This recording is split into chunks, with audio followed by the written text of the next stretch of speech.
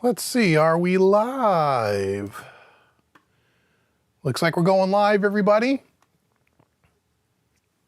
Oops, let's double check.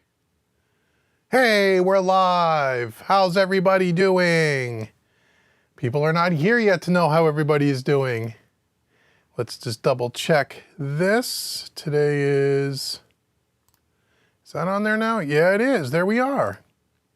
How about that? Cool. Hey, everybody. Welcome to another impromptu live stream. Although I did schedule it 20 minutes ago. So we'll see who shows up. Usually we get a good turnout when I do these little get-togethers. I got some new gear I want to tell you about, a bunch of new videos that are coming up, and just chat with you guys because it's been a couple of weeks since we've talked. And tell you what is, kind of give you guys an update to what's going on here. So let's see if anybody shows up. And for people on the replay, there may be timestamps in this if I get around to doing that. We'll find out. What do we got? I got 3 people here, and there's going to be a delay on YouTube as usual. So let's see who shows up today for our little live stream get together. What time is it? It is 5 minutes to 4 on the 24th of June. And if nobody shows up, I'll just go home early. Well, I am home. I'll just sign out of the studio early. Let's see. Make sure our chat is working. It looks like it's working. Let's see who else was here. Right now I'm the only one here. It won't take long. Let's see who gets here first. Who do you think is going to be the first one to get here? We'll have to see. Hopefully it's a public, yeah, it's a public live stream. It's public. You know, I didn't get the notification yet though on my phone, which is kind of strange. Normally by now, I would have gotten that notification. So that's kind of strange. I wonder why. Maybe because I went live a couple of minutes early. It's only 5:04. Maybe it notifies at 4 o'clock because that's when it was scheduled for. I don't know, we'll see. We'll just hang out here for a few. Hey Martin, how are you, buddy? You're the first one here. Good to see you. Did you get a notification on your phone or on your computer? I would assume you did, right?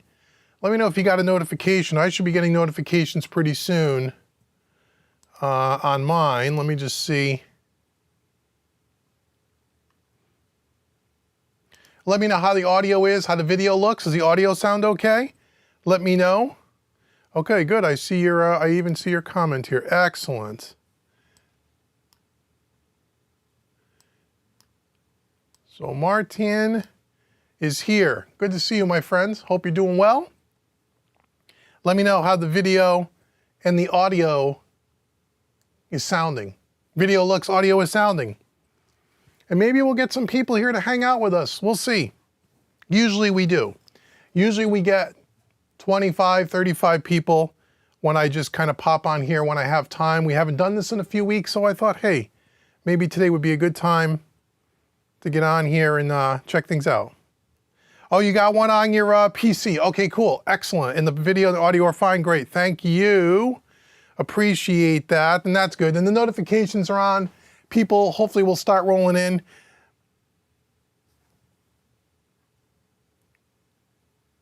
Nicola's here. Hey, how are you? Good, all good, all good.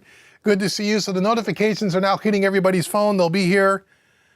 They'll be here shortly, which is good. And we'll hang out for a bit. I want to tell you about some of the new stuff that's coming up. I got some gear over here I want to show you.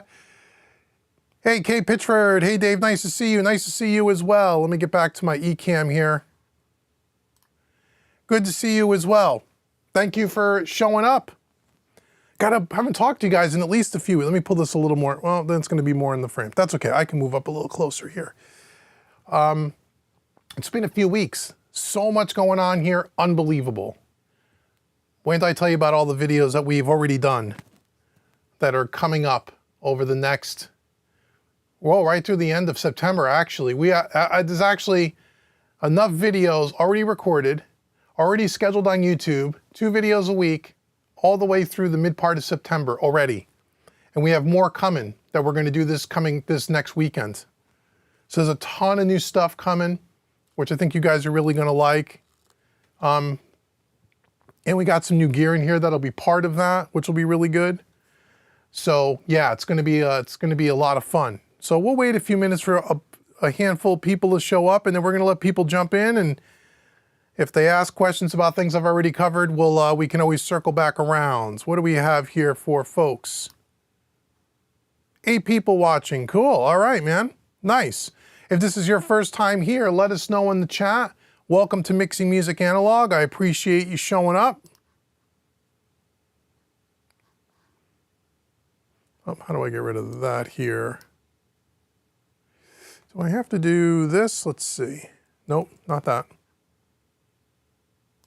There we go. So yeah, if this is your first time here, let us know. Let us know. Let me know if you guys got a chance to watch the videos that got released this week. There was one on one of the West Audio EQs. I think it was the Hyperion EQ, the stereo EQ. That's a fun EQ, by the way. If you're looking for a 500 series stereo EQ, that one is really cool. Really, really cool. I think you will really like that. And then yesterday there was a video I think that posted about, oh yeah, the sound. Just did a quick drum recording test through the SSL, through the preamps, and then I did that same thing also through the PreSonus Studio Live digital mixer, just kind of comparing the two. That was a lot of fun.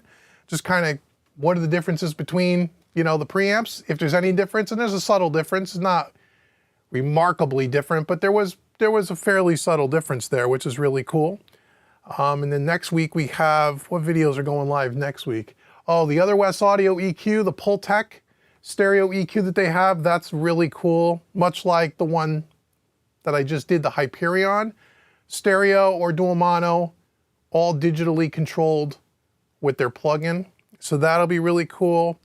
And then I think also next week is we compared, David S.J. was here, and we compared the sound of the console bus compressor to his full rack warm audio SSL compressor. So it's the first piece of warm audio gear that we've tested on this channel because he happens to have that. So we compared that to the one in the console. And then, which won't come out for about a month, he went out and bought a 500 series version of that compressor, and we compared that to the one in the console. So there's some SSL bus compressor videos coming as well, and a bunch more. I mean, everything from testing converters to sample rates, hardware versus plugins. I mean, a whole bunch of stuff. So it ought to be really cool. It ought to be really cool. Let's see, how many folks are here now? What do we have here? Let's take a look. Oh, we got 14 people here. Great. Say hi in the chat, man. If you're here, I'll keep checking to see how many people show up.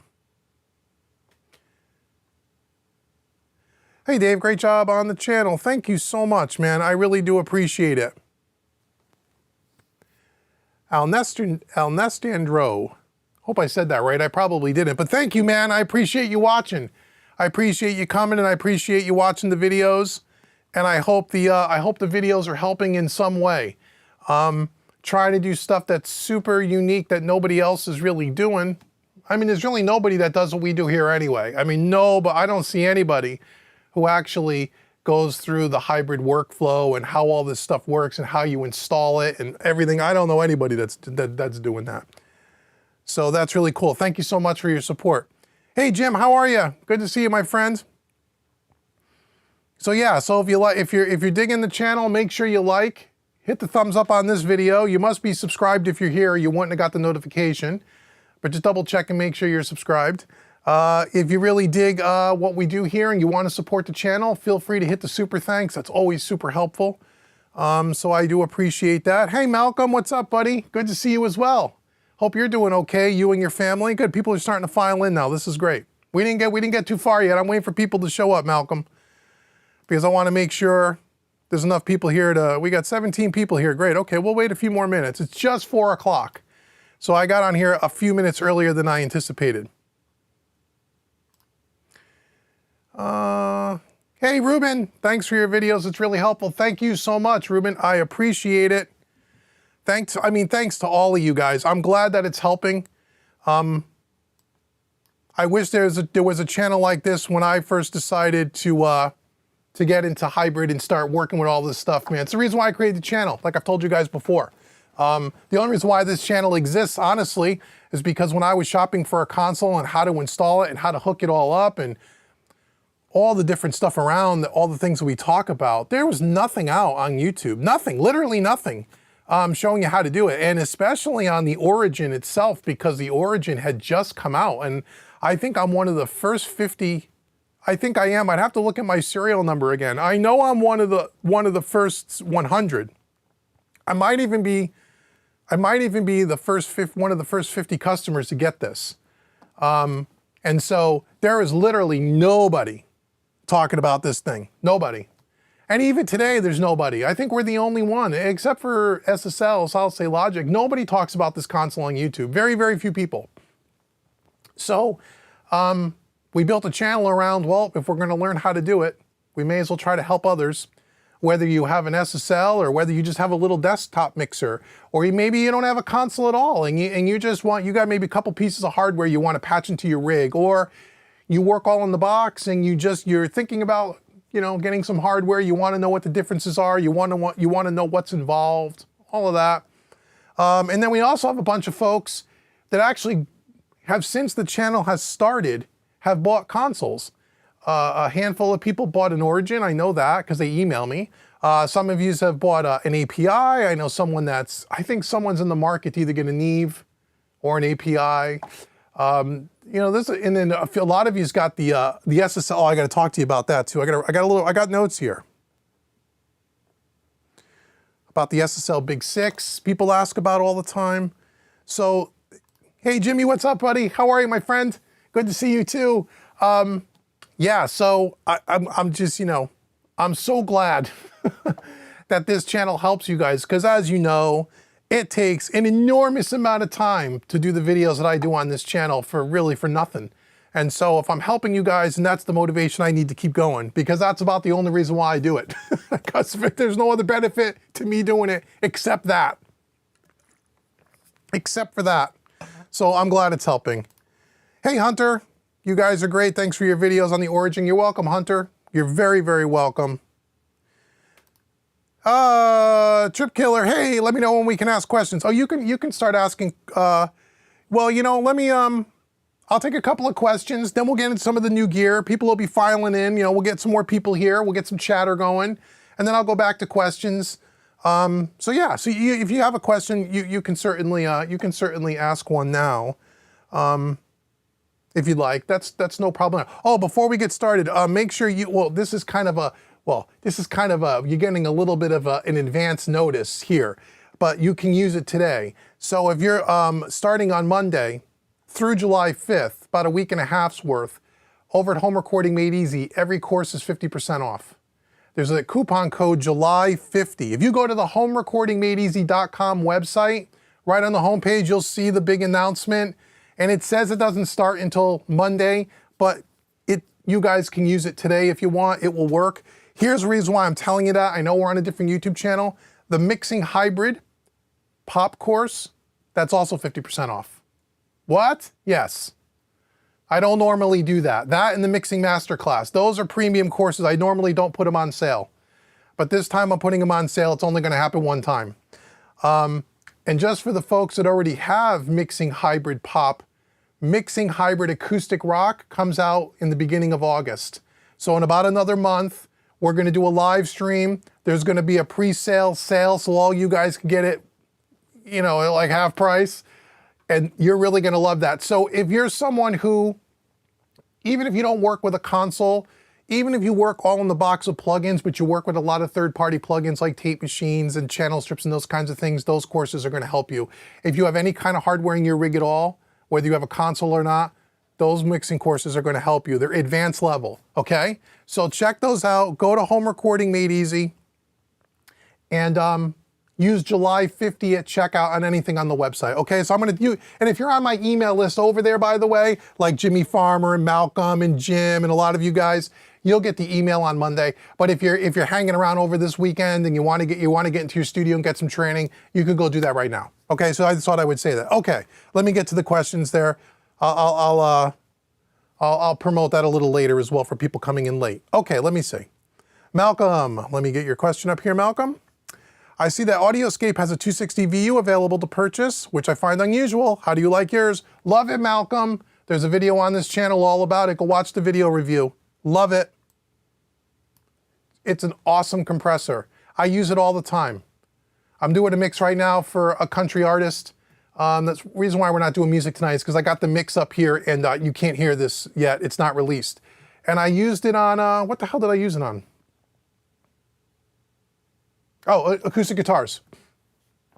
It's awesome. You'll love it, trust me. Best audio interface to pair for 16 channels that you recommend. You mean you have what, a 16 channel like mixer and you want a converter? Is that what you're talking about? Like a digital analog, or are you talking about just an audio interface with 16 mic pre's that you can record on? Because there's a difference. So let me know what you, and then I'll answer that. Hey Martin, what converters are connected to the Origin 32 A to D, D to A? Oh man, how many times? Please tell me this is not the first time. Well, are you new here? Or if you're not new, are you not watching the videos, man? You know how many times I've answered this question? That's okay, I'm teasing. Okay, so, and this kind of will come into some of the new videos that are coming up. This is a great question.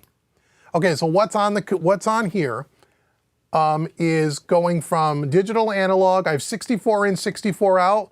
Those are the PreSonus Quantum 4848s. There's two of them. Each one of those are 32 in, 32 out. I have two of them that gives me 64 in, 64 out. Short faders, long faders. And I'm also using that currently to print back in my stems in my print track. So it's the PreSonus Quantum 4848. Now, and I know there is never a live stream where we don't talk about converters, never. Which is great. People are curious. And the last live stream, if you guys remember, and if you don't remember, all the live streams for this channel are all on the YouTube channel, right? You can go watch all the replays. And I think I've timestamped most of them so you could click around to the different subjects that we were talking about. You guys always talk about, hey, what you really should do, Dave, instead of printing your print track back into your session through your PreSonus Quantums, you ought to get a high-end stereo converter box. Something like the Dangerous Music Convert AD Plus, which is the one a lot of people like, or the Burl Bomber, the B2 Bomber, and there was some others. A lot of you guys asked about that. So you know what I did? I went out, it's already been done. The videos are coming. Me and David S.J., I went out and bought the Dangerous Music Convert A to D Plus. We did 4 videos where we compared the print tracks between the PreSonus and the Dangerous Music. You guys are going to get all the unprocessed audio files, so you're going to be able to bring them into your DAW and listen to them for yourself. We did a 4-part series. The first video was just not telling you which is which, blind listen test, listening. You get the files. Second video, I reveal which ones are which. Third video, Dave goes back to his studios with those files and he does that deep analytical dive that we did when we compared the 4848s to the Universal Audio X16s. Remember that from about a year and a half ago? And then the fourth video was kind of a wrap-up conclusion. Those videos are already shot, they're already done. So you'll get to hear all about comparing converters because everyone thinks the converter makes all the difference in the world. And maybe it does, you're gonna have to find out. But not only did I do the Dangerous Music, I went out and bought the Burl B2 Bomber. We did the same thing. Videos are coming, they're already shot, they're already done, they're already scheduled. And then last but not least, just for why not, I went out and bought the Rupert Neve MBC Master Bus Converter. Did the same thing. Videos are already done. All those videos are coming. All through the next 6 to 10 weeks, you're gonna see all those videos. And you're gonna get all the audio files, and you're gonna be able to compare for yourself. What is the sound difference between the converter of the PreSonus one that I have versus those 3 boxes? Do the converters in and of themselves really make a difference? You're gonna have to find out. You're gonna have to find out. You guys asked for those tests, especially in the last live stream. Not only did I do it with 1 boxes, I did it with 3 boxes. Okay, so very, very interesting.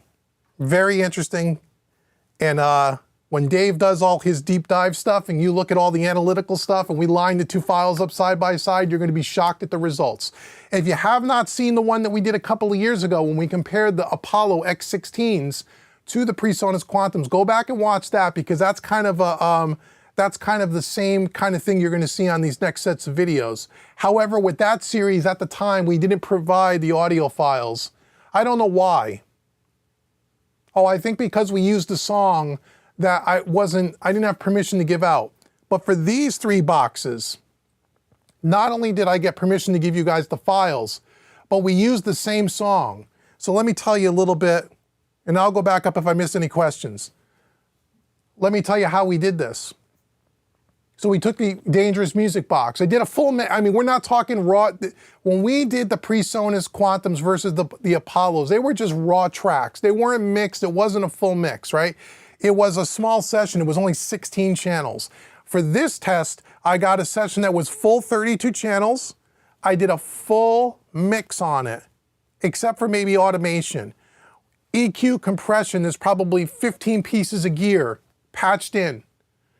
Through the master section, the whole thing, like if it was a real client project, okay? Ran the Dangerous Music. Once all those videos were done, plugged in the Neve. Never touched the console. It's the same song with the same mix. Did those videos. Unplugged the Neve, plugged in the Burl. Did those videos. So I had all 3 boxes here the same week, and I did one right after the other. So you're gonna see these at all different times, but it's really comparing apples to apples. Same mix, same song, nothing was changed on the console between all of those passes. So every one of those boxes, I ran a pass through the 4848, unplugged the Quantum, plugged in the next box, did another pass. So the passes were within 5 minutes of each other. Wait till you see those videos. There isn't another person on YouTube that has ever done something like that. I know, because I looked. And if you guys know anyone that's done something like that, please send me the video link. I'd love to check it out. But we did it with 3 boxes because I wanted to know, and we wanted to kind of put to bed this whole topic around converters. Because the theory is that if you buy a high-end converter box, you're going to get a better print track. It sounds better. Maybe it does. You're going to find out. So that's coming, my friend. Okay, let me scroll back up. I hope that answers your question. Let me get back over here to Trip Killer, because he asked me the last question, I think. Oh no, Martin did. Sorry, Martin. You're welcome, John. Thank you so much for being here, my friend. I appreciate you more than you guys know. Okay, Trip Killer, here we go. TBA question. Can I normal across DB25 points? I need to patch across them and I'd like to cut down on the default patching, but gear is not directly above or below my desk patch, if that makes sense. So you're asking if you can normal DV25 points. If I think I understand your question, you can, and if your patch bay has that, it should. You should be able to normalize it, yeah. We had done that on this patch bay at one time, where I wanted to have gear permanently patched in and I didn't want to have cables. You should be able to do that, yeah. I think you can, yeah, you should be able to do that.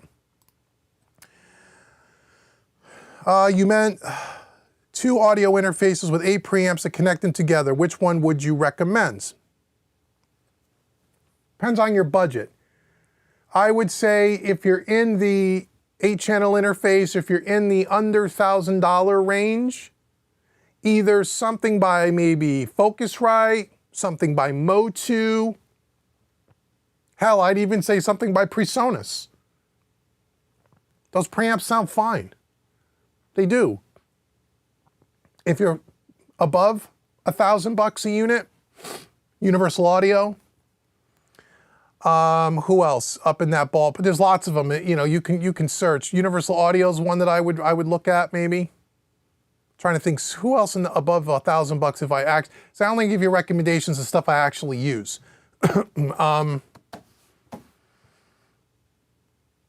I think, well, in the PreSonus Quantums, but they don't make them anymore.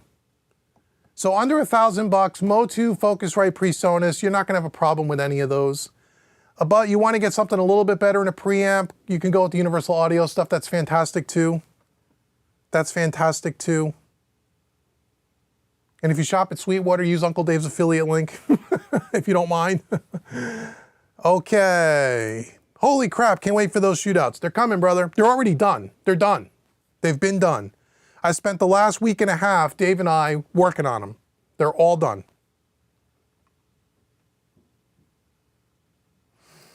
They're all done. Malcolm says I need to delve into JCF Audio. I don't know them. What do they make? They probably make good stuff, but I don't know that name. I don't think, or that name doesn't ring a bell. I'm trying to think of if I heard of them. I don't know if I've heard of them. Anyway, okay. While we're waiting for more questions to come in, let me tell you about some other things that have changed here. So one thing you might have noticed, or you might not have noticed, if you were at the last few live streams, you don't hear a laptop fan. Remember the fan on the laptop was getting into my lav mic and it was a problem, and I said when we start doing stuff on the console, we can't have that, right? So I was at that time talking about the new MacBook Air was about to come out with the 15-inch screen, which doesn't have a fan in it, so that would be silent, but that was expensive. They're almost $2,000. And I was coming from a MacBook Pro that only had a 13-inch screen. I want something with a bigger screen. So anyway, what I decided to do, which more economical and I just thought would be better in the long run, is on the SSL I was using the Mac Mini, the M1, the first revision. That's what I was using over here on the rig, which is overkill, honestly, for this rig, because I don't use hardly any plugins. So it works really well. So what I decided to do is I took that Mac Mini, and that is now my video live stream rig. So what you see here is I got a bigger screen. I got a 24-inch monitor here on a little stand that's a little bit out of the way with a keyboard and a mouse. So there's no more laptop, so I can actually read your comments a lot easier. And this is now my video machine, live stream machine, and it's completely silent and it's sitting way over there, so we don't have to hear it. Although the fan never kicks on that.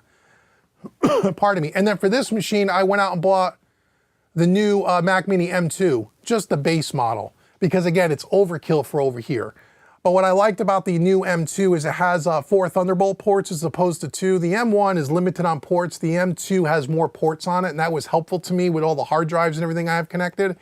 So I bought that for this rig, and it works fine. And so I've upgraded that so we could have better live stream experiences, especially when we start doing audio and mixing and stuff. I needed to get rid of that fan noise, so I got rid of that. And this works out really great because I got this monitor here on a little arm that I can tilt the screen up or down, and then I just unplug it and I just carry it back over there and put it on the desk when we're not using it. So it's a quick setup, it's easier to work with, it's gonna make the live stream a better experience. The other thing that we did, and I didn't shoot any video of this because honestly I probably should have, but right here, you can't really tell but there's a new rack here. So we took the computer rack. There used to be 2 racks, a small rack with a rack on top that had the trim off. There were regular studio racks I had lying around.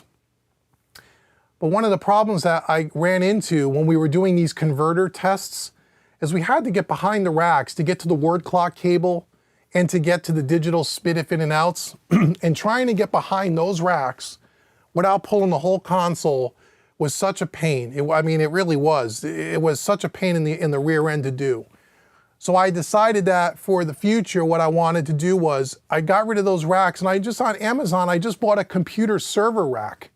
It's just a server rack. And the reason why I bought that is because the sides are exposed, they're open.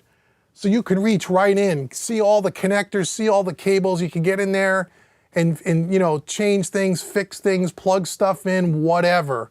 We did that. So, and I got a taller rack that houses all the equipment better, and we rearranged it. I should probably do a quick little iPhone video next week just so you guys can see it. But what was great is the rack was only like 200 bucks on Amazon. I mean, it's a heavy duty. It's on wheels. I think it's 27 spaces, and it holds all the equipment, and there's even room for probably, not that I need it, but there's at least 6 or 8 new spaces that are available in the rack. That right now I just put some storage drawers for like manuals and remotes and those kinds of things. So that was all part of this whole new video rig and getting all that done. So we're getting closer to getting everything dialed in. But yeah, so that worked out really good. So now when we have to disconnect cables or repatch stuff in or whatever behind the Quantums, it's easy to just stick your head back there, reach around, take the cable out, put the new cable in. I don't know why I didn't think of that to begin with. So much easier than trying to get behind that rack because it's in the corner. It's a real pain. You know, all the cabling is back there. It's a mess. Anyway, so that's all been upgraded and done, which is great. Hey Bobby, how are you, brother? Good to see you, my friend. Summing mixer versus console. Oh, it'd be a great video, my friend, but I don't have a summing mixer. So, unless someone's going to send me a summing mixer, I don't have one. They're not really the same though. I mean, you could use this as a summing mixer. Actually, that could be a video. What's good about this console is you can run the audio through it, and then on each channel there's this button here called 0 dB. And what that does, it takes the fader completely out of the circuit, so you can just mix in the box with your faders and your DAW if you chose to. And you could use this as a summing mixer, kind of. So that might be a good video, but I don't have a strict summing mixer. So again, it depends on which one you get. I mean, a summing mixer, all it really is just, you know, it's depending on which one you get. It could have transformers in it, tubes in it, depending on which one you get. And it's just a way to route your audio out into an analog box and back in. And honestly, if you had to, if you're looking for that analog color, if that's why you're looking to do it, I don't know that I would recommend the summing mixer. I've said before, you would be better off just getting a good hardware master bus chain, like either some kind of a color box like an SSL Fusion or a compressor EQ or something like that. I think you would be better served with something like that on your master bus and just running your mix in and out than getting a summing mixer. Although I guess it depends on the summing mixer. But if I had one, and if someone wanted to send me one, we would do that comparison. Monitors you would recommend for headphones or headphones for mixing. The monitors that I use are Focals. I use the twins. You could see it on camera here, right here. Those are what I use. I've been using Focals for 15 years. I love Focals. So those are the only monitors that I recommend. Not that there's not great monitors on the market, but again, when I recommend something to you, it's because I've actually used it. But I mean, again, you could probably ask guys here in the chat about monitors and you'll get a lot of great recommendations, but I like the Focal line. I'm just so used to the way that they sound. Headphones, I use the Neumann, I want to say it's the ND20s. It's the closed back version. Those are really good. Those are some of the more flat frequency response headphones I've used. So that's what I use when I do use headphones. Bobby said, did you change the rack that is behind you? Yeah, I did. I just talked about it, Bobby. The server rack. Yep, we changed it. So you noticed it. And now the trim-off sits on the top. Not that it couldn't go into the rack, but the trim-off is really kind of a desktop thing. So I just put it on top there. So that's where the trim-off is. But yeah, I changed. Dave came up last weekend and we did that project together. It took us about 5 hours to rip all the stuff out, reorganize all the cables, build the rack, and then put all the gear back in. And oddly enough, it worked right away. I thought for sure we'd have something that wasn't going to work, and it all worked. It was actually really great. And at the same time, I swapped out the computer as I said. So all of that kind of led together. It was getting the new computer and then hooking up the converters and having a hard time getting behind the rack, and all of those things kind of made me say, you know what, there's got to be a better solution. And actually, it's a very, in the big scheme of things, a very inexpensive solution. The rack was only 200 bucks. I mean, I was really surprised. Way less expensive than buying regular studio racks. So yeah. Marlon, hi Marlon, how are you? He said he wants a console so bad, but I really don't need one. Well, no, I really didn't need one either. You know, when you need something, it's a lot different than wanting something, right?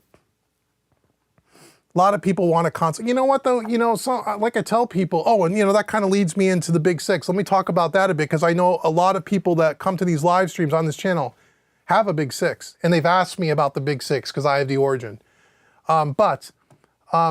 You don't have to spend to get a full console like this. I mean, if you really just want, you could get a lot of desktop consoles, analog desks that are great. There's lots of companies that make them now. I mean, API makes one, a 16 channel, Neve makes a 24 channel, SSL makes the XL desk, plus they also make the Big Six, which is a little bit more affordable. But if you want a good analog console, regardless of whether it's a desktop or a full floor unit like this, they're not cheap.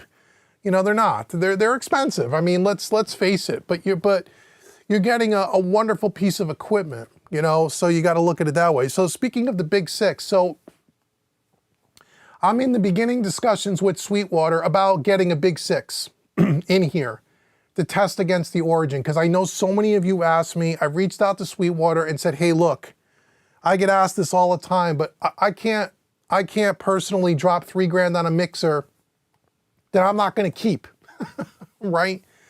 So can we work something out so I can do a series of videos on them? And they love the idea.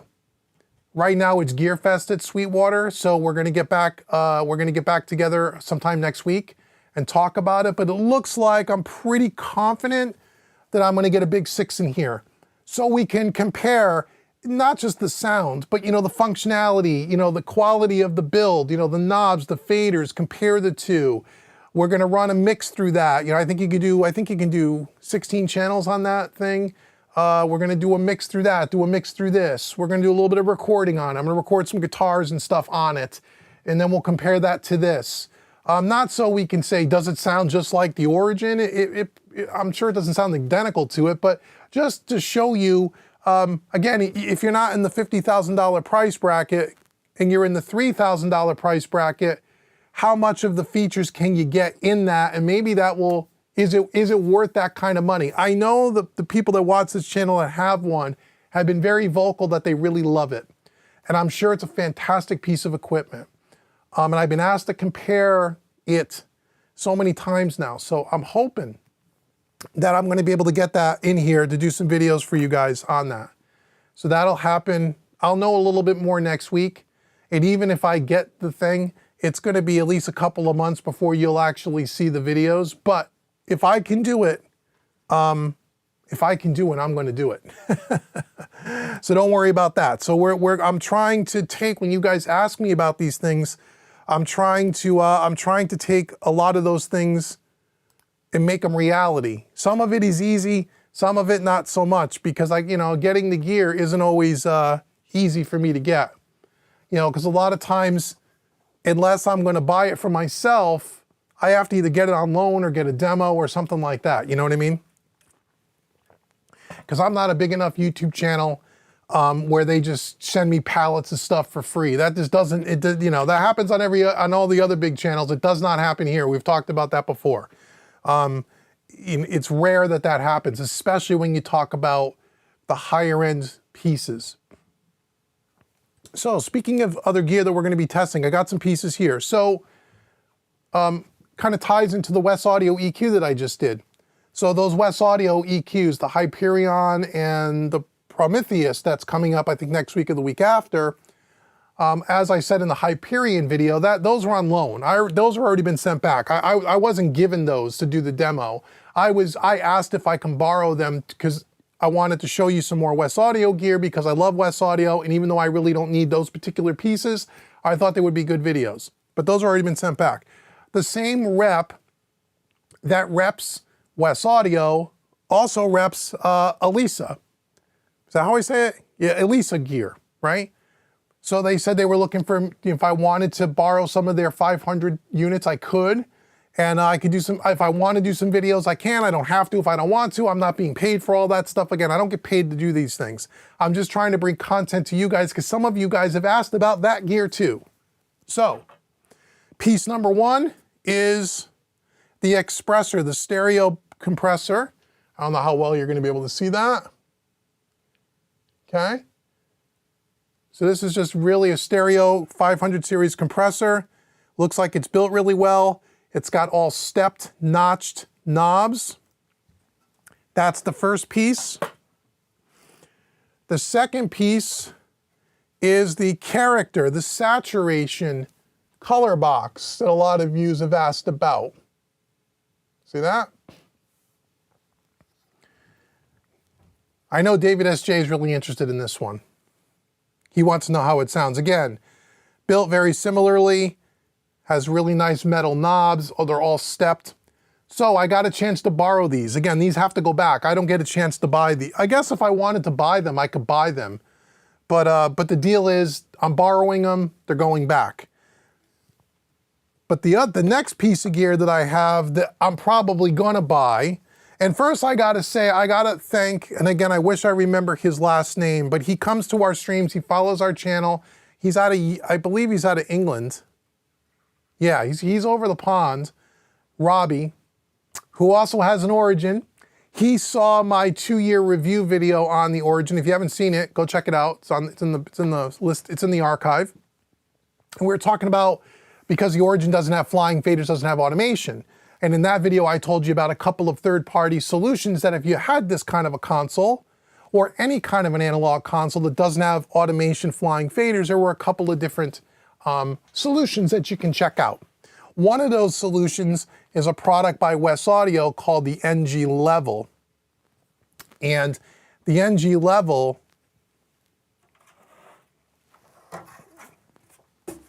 right here, I got them to send me an NG Level that I can try out and borrow.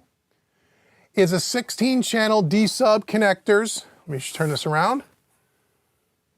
Oh. Okay. It's a 1U box, built like a tank too. And what this box, and what Robbie had an Origin, he said he has an NG Level hooked up to his 8 group channels. So we can do all the automation on his 8 groups, and it's all saved in the Wes Audio plugin, just like their other units, and it's all fully recallable. And I thought that would be really interesting to check out. So him and I actually got on a Zoom call this week, and he had some cameras in his studio, and he actually showed me how he has it hooked up, how he's using it. He showed me the plugin. It looks really interesting. So Wes Audio was so kind again to send me a demo unit so I can try it and show it to you guys on how it works. Robbie says it's unbelievable. He loves it. So we're going to see how it's going to fit into this workflow. So we're going to do the Wes Audio NG Level as well. And we're going to see how it is when you just want to do automation with the 8 groups and how it saves to the DAW and all of that stuff. So that what the NG Level allows you to do, it allows you to do your automation post-processing, post-EQ, post-hardware. That's what the box is for. And so you can, I think you could even daisy chain 4 of these together. So if you wanted to do 32, 2 of those boxes daisy chained together, you can automate all 32 channels. Now the thing is, it doesn't turn your faders into flying faders. What happens is, you're not actually mixing with the faders anymore, you're mixing with the plug-in faders in the box. So that's why Robbie and myself would only want to do it on the groups. Because I don't want to turn this console into where I'm using all the faders in the DAW, because then why have a console? You know, half of the appeal of a console and the fun of using a console is moving faders. I'm not so concerned about the 8 groups as long as I can move the other 64 faders. So we're going to check that out as well. As a matter of fact, next weekend, I think David's going to come up again and we're going to do that video together. We're going to hook it up. We're going to try it. We're going to see how it all works.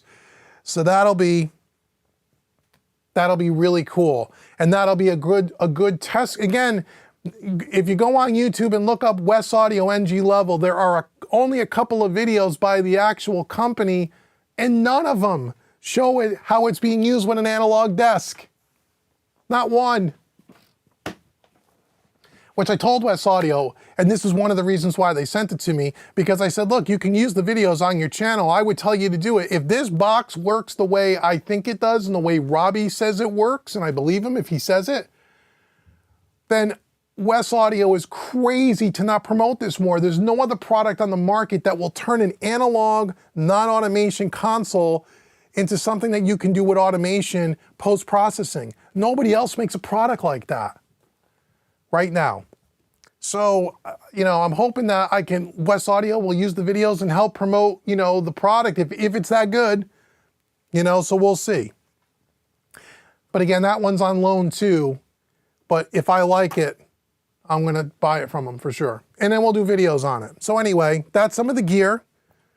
Let me just cross it off my little list here. Let me get back to some questions here if you guys have any. Good, keep asking. Let's see, where am I? Okay, if you could choose 4 plugins, which are the ones that you would choose? Oh, I talk about this all the time at Home Recording Made Easy. If I tell all my students, and I just did a video at Home Recording Made Easy this week, the new Slate Digital Transient Designer. If you're looking for like one plugin bundle that's affordable, that will do all the plugins you'll ever really need, I say it's that Slate All Access Pass, Slate Digital stuff. I mean, there's so many good plugins out there, but if you're looking for like, I don't want to have 15,000 plugins from all these different manufacturers, I just want one-stop shop that has all the plugins I need that's not going to break the bank, I would say that Slate Digital All Access Pass is the best thing out there. I think it's 15 bucks a month or 150 bucks a year, and you have access to all their plugins, and every time he puts out a new plugin, it's no charge. And I think that is the best stuff out there. For the money, bang for buck. There's a lot of other great plugins, but those are the ones I would recommend to anybody getting into third-party plugins. That's what I would tell you. And I'm not sponsored by Slate. I pay for my yearly membership just like you would. Jimmy wants to know, is that a Silver Sky? It is. It's a Silver Sky SE. It's the SE model. It's not the core model. Atmosphere Audio. Is it an automation box? You mean the Wes Audio? That's exactly what it is. That's exactly what it is. And so yeah, I've heard about it, and I've been wanting to do it for a while. And it just happens that, you know, I hooked up with Wes Audio to do some reviews on some of the other hardware, and I said, hey, do you guys have an NG level, like a used one or a demo? I want to try it with my Origin. I don't know if it's going to work, but I want to try it. And they sent it to me and said, yeah, I just got to send it back next month, unless I elect to buy it. But yeah, what really made me excited is that another Origin owner is using it in his rig with this console, and he loves it. So I'm really excited to try it. Super excited to try that out. I think that is going to be really cool, and will, you know, help do something that this console doesn't have built in to some degree. Again, it's not automating everything. It's only going to automate the groups. But more times than not, that's good enough. And more times than not, that's good. I don't need to automate every single individual channel. I don't do that much automation in my mixes usually, depending on the mix, but not usually. So it's better than no automation at all, or no recallable automation, I should say, right? Bobby says he got some UAD plugins. Cool, man. UAD makes great plugins too. Now they're going native. You can buy native stuff, so you don't have to have the hardware anymore, which is great. I love Universal Audio. They make good stuff too. I just started a series of Universal Audio Luna, the DAW videos for the other channel. And some of those videos already went live. Some of them are coming up. That's a great little DAW. That's a great little DAW. Their plugins integrate really well with it. So yeah, but it's only for Mac. So if you're a PC person, you can't use Luna. It's not a PC compatible platform. At least not yet. Will it be? I don't know. So remember, if you're just here, I said at the beginning, I'm giving you guys a little bit of an inside scoop here. Let me put the link in here.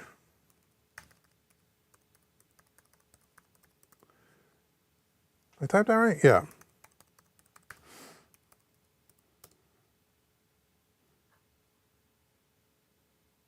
So if you go to Home Recording Made Easy, right on the homepage, it's not supposed to start till Monday, but you guys can get in on it now. If you use the coupon code July50, it will take 50% off everything on the website.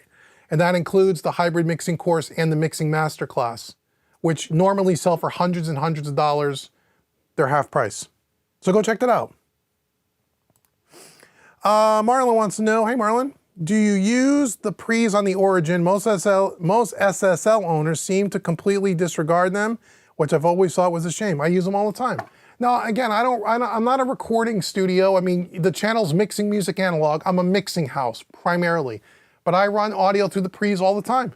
Every single mix, they sound fine to me. Now, these particular preamps are different. They're redesigned. They're not like the preamps on the old vintage consoles. They're based on them to some degree. But this has a two-stage preamp. It's got a very transparent preamp, and then it has what they call their pure drive, which is more of a colored with some compression in it, which is what I use mostly. And I think the preamps sound fine. I think they sound fine. Some people say, oh, they don't sound like an EVE or an API. Of course they don't sound like an EVE or an API. They're not supposed to. But yeah, they sound fine. I mean, I know, again, I don't, some people don't like them. I don't know why. I think they sound great. I mean, I just did videos on this channel comparing it to SSL plugins. They sound fine. They sound fine. So yeah, I use them on every single project. There's never a project. I don't have any outboard pre's because I don't really record. Now, if I was if I did lots of recording through this, like if I had clients in here doing recording, I would still record to the Origin, but I may also then have a couple of API pre's or a couple of Neves if you wanted some different flavors, because those sound different. They do. And sometimes you want that aggression of, like, say, a Neve that maybe you don't get here. Or you want the heavy color of an API that you don't necessarily get here. Or a different type of color. Well, then that would make sense. But yeah, for what I do, I use them all the time. I don't know why owners seem to completely disregard them. I don't know. Again, I don't know. Again, maybe you know people that own an Origin that said they disregard them. I mean, no one on YouTube has ever said that. And I know lots of Origin owners. I've never had anyone complain about the preamps. So I don't know. It's a very personal thing. It's very subjective. I think they sound just fine. Let's see. When you say, or when you mean post-processing, does that mean it'll automate after summing? Yes. After, well, it depends how you have it hooked up. So the way I understand it, and again, we're going to do videos on this, and when I talked to my buddy Robbie, this is how he made me understand it, but I haven't hooked it up yet. So take what I say. If I'm slightly inaccurate, when we get down to the nitty-gritty, I'll correct myself in the video for sure. I'm going to show you exactly how it works, but the way I understand it is the way it's going to work on the groups is you have insert points on these groups. So right now, the group channels go out of the groups to the patch bay, insert the hardware, and then it comes back and it returns on the groups, and then it goes out the master section. The NG level will sit between that. So it'll go out of the board into the NG level, out of the NG level, out of the NG level into the patch bay. Wait, let me think about, yes. Then out of the patch bay, no, it goes from, I got it written down. It goes from the board to the input of the NG level. Then it's going to go to the patch bay. You're going to insert your hardware if we're going to do that, which I normally do, right? Then out of that, it's going to go to the output of the NG level, which is then going to come back to the input of the group return. That's how it's going to work. So that's how it's going to work. So it's post all the processing is the way it works. And it's all done with the plugin that controls the box for the automation moves. That's the way I understand it. Now, if that's slightly different when we actually do it for real, I'll obviously going to do the video and I'll make sure I share that, but that's the way I understand it. And that's the way Robbie says it works. So now you're not, you hit that 0 dB button on the groups, like we talked about earlier. That means these faders on the groups are completely out of the circuit, and you're using the faders in the plugin. So you just put them at unity, or you don't have to put them at unity, you could turn them down. It's completely out of the circuit. So that's how it works. I think we're going to figure it out though. And if it doesn't work the way I think it's going to work, and it doesn't work in this workflow, then I'm just going to kindly send it back to him anyway. You know, I just want to try it. Again, I'm just learning. I'm just trying things here, man. I'm just learning. I love learning about all this stuff. I'm trying to figure out what makes sense, what doesn't make sense, what makes a difference, what really doesn't make a difference, how much of a difference do things really make. You know, because there's a lot of information on YouTube and a lot of information online and in the forums, and a lot of people that talk like they know what they're talking about. And I would say 85% of those people have no idea what they're talking about. They just pass along the information. And I can't tell you how many times I've read stuff and then I come and do the exact thing here, you know, because most people don't have the luxury to A/B stuff in their studio. They don't have the ability to stand in the room and to actually listen to something side by side. That's what we do here. So that's what this whole channel's about, man. Just trying to figure this stuff out for myself and then sharing what I find with you. And if it helps you, great.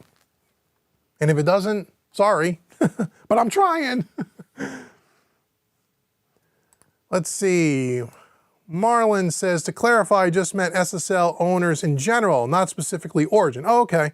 Because most engineers' favorite color options like Neve didn't realize Origin had a color circuit. Sweet.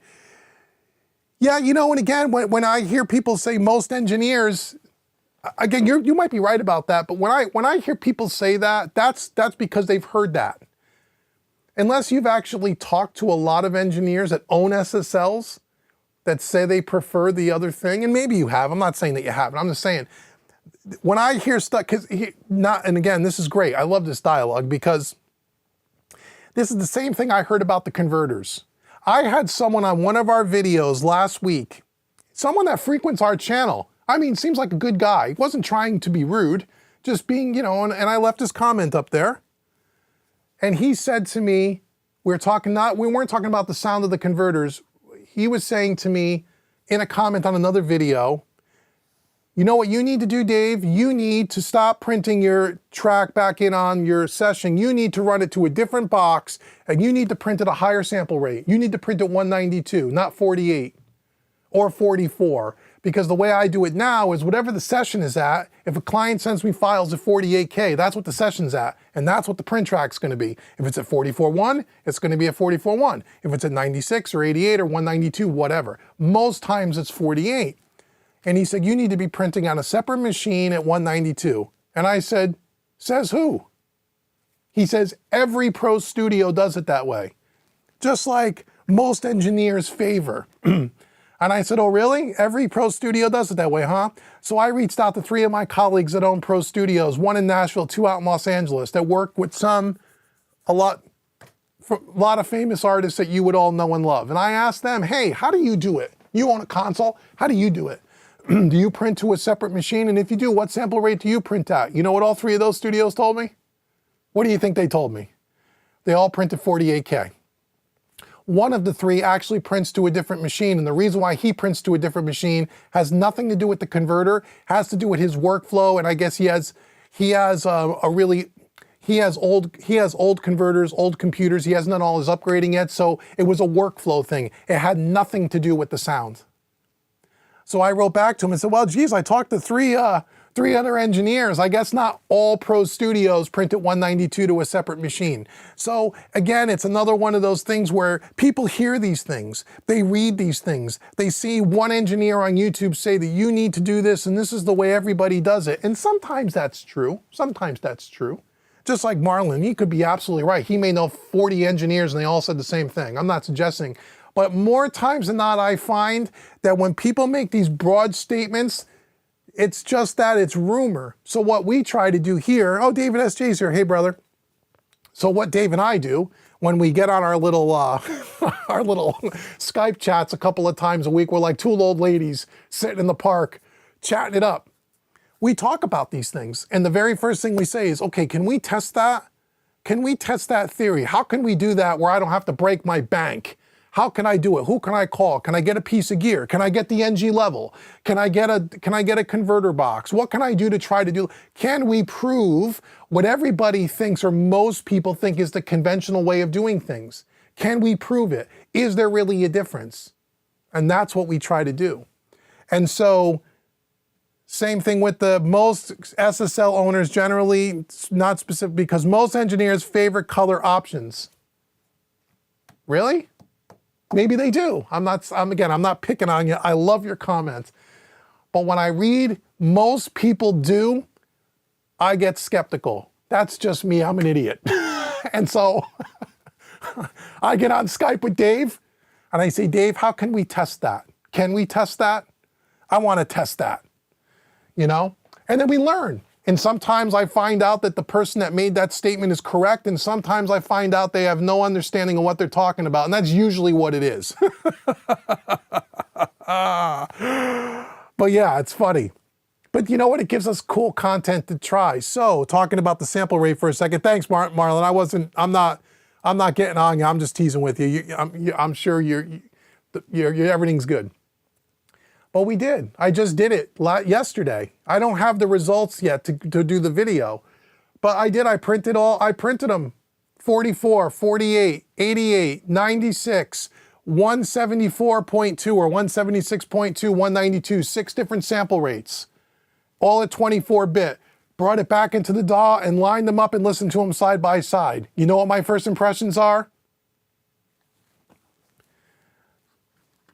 You can tell by the look on my face when someone says, is all that hype and nonsense, or is there something really to that? Now, the reason why we haven't done the video yet is I got to do more testing. Number one, I got to listen with a fresh set of ears. Number two, I sent them to David S.J. He needs to listen to them. And not only do I send it to him, I also send them to our buddy, you guys all know, Charlie over at Ultimate Studios. He gets involved on these sounding tests too. I want his pair of ears and his partner, Ernesto's pair of ears, to see if all 4 of us come up with the same thing, right? Because we all hear things differently, and it's very subjective, right? So you may listen to a file at 192 and think it sounds better than the one at 44.1. I might listen to that file and go, I don't hear the difference. And neither one of us is wrong. We all hear things differently. So what I like to do when we're doing these sound examples, because you just don't want to take Uncle Dave's opinion, right? I'm only one guy, but I want to hear 3 other people's opinions as well. And so that video is going to be coming in the near future too. Is printing to a separate machine at a higher sample rate really make a difference? And then the other part of that test that David S.J. will get into is, and we have to do some research here. Dave and I already talked about this the other night, right, Dave? We talked about this. Is that even if I printed a file at 192, if we upload it to Spotify or Apple Music, what do they do to it? I know they do higher resolutions now. What do they do? Do they downsample it? How does that have an effect? If you take a file from 192 and downsample it to 48, is there a difference in the sound? I don't know. Maybe there is, maybe there's not. In theory, you would think there would be. Can you really hear the difference? I don't know. We're going to find out. So we have some of that information we need to gather and get our facts together. So when we do that video, we can really say, okay, there's something to this. Printing at a higher resolution does make a difference. And if it really does make a difference, if we conclude that, just like with room correction, I'm going to print to I have another laptop sitting around the studio doing nothing. I'm going to print to a laptop with a different converter box. If it really makes a difference. So far, What little I've heard after doing that test, you'd be hard-pressed to tell me which one was which. As a matter of fact, we'll blind test them and we'll make those files available as well for you guys, so you can listen to them in your studio, and we won't tell you which one is which, and we'll see if you can actually tell the difference. Because I hear that I love when people say all pro studios do this. No, they don't. Some do. And some will swear to you that they can hear the difference between 44.1 and 48. Swear to you that they can hear it. Maybe they can. In the examples that I've listened to, I can't hear the difference. And here's the other thing. Right, Dave? I'm on a rant now. Right, Dave's right. He goes, I'm the curious one, he's the skeptical one, which is absolutely true. And that's why that partnership works so well, because him and I look at it from a different angle. And then he tries, if I go off too far in one area, he tries to self-correct me. And if I see him being too skeptical, I try to correct him. We really try to do this from an unbiased point of view, and we look at it from two different angles. And Dave is more skeptical than I am. And sometimes he's proven wrong, and sometimes I'm proven wrong. And sometimes we're both wrong. And sometimes we're both right, which is what makes it fun. But here's the other thing about that whole test. And I'm not going to give away too much because Dave's doing a video. I got to thank Dave publicly. He's doing a lot of videos in his studio too, trying to provide this stuff and help with that analytical stuff, because Dave's better at the deep dive analytical stuff than I am. He gets more into the nitty gritty. I'm a little bit more, hey man, do I hear a difference or not? Where he likes to go in and dissect everything, which is cool. But here's another thing. I did that test where I ran those 6 sample rates, right? Back to back, one right after the other. Here's the other thing that one of Dave's video is gonna show you. When you run 6 passes through this console, one after the other, guess what? All 6 of those passes, even if they're run at the same sample rate, all sound a little bit different. Just a tiny bit. We're talking marginal, or subtle, but it's there. Because every time you run audio through this electronic stuff, it changes a little. That's the beauty of analog. It's not like doing this test with a pure digital file. So when you run it through at 44.1 and then run the next pass through at 48, there may be a little bit of a difference in the way it sounds. And you might think it has to do with the sample rate. In the digital domain, okay. In the analog domain, part of that is because it's running through the console twice. And if you don't believe that, Dave's got a video coming up soon that's going to prove just that. So this is the education you're going to get nowhere else, my friends. No other channel takes the time to do this stuff. So anyway, I know I went on a little bit of rant there, but that's the kind of things those are the kind of things that we're going to continue to do here. So when people write those comments in those YouTube videos, man, that fires me up, man. I want to know. Because I want to know, and because I'm curious, just like I know a lot of you are. If someone makes a statement like that, it's not because they're trying to be rude or whatever. They've probably really heard those things and they believe it because, again, they don't have maybe the ability, they don't have the equipment or the contacts in the industry or whatever, where they can actually do the test that we do. They don't have the ability to actually do an A/B test.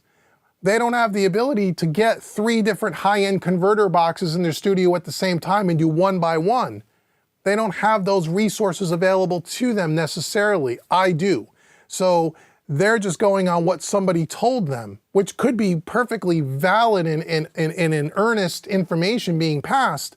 But is it really true? Or is it just rumor? Or is it just marketing hype by these companies? I don't know. So we try to get the stuff in here and test it out and try it. Try it. And sometimes I'm completely caught by surprise, like that Trinoff. You saw the unboxing video. I said I am highly skeptical that that's going to make any difference in the world. And that's the best piece of gear I've ever bought in the studio. Was worth every single penny of the $5,200 or $300 I paid for that. Every single penny. It's already paid for itself. Just the amount of time that I save in mixing and revisions, it's already bought itself. And I've only had it 6 months. But I was skeptical. I didn't buy that hype, but we tested it and I was wrong. The converters, maybe there's a difference. You're going to find out in a few weeks. Okay, let's keep going. Hi, Marcus. How are you, my friend? Good to see you. What outboard gear should I buy to make my in-the-box mix sound better? Okay, I always tell everyone, start with the master bus. Like I said a little earlier, figure out what your budget is, but first thing you do, if you're just gonna run your stuff out of your DAW, get it through some kind of again, I'm only using an example of something like an SSL Fusion. A box like that is nice because it has multiple modules in it.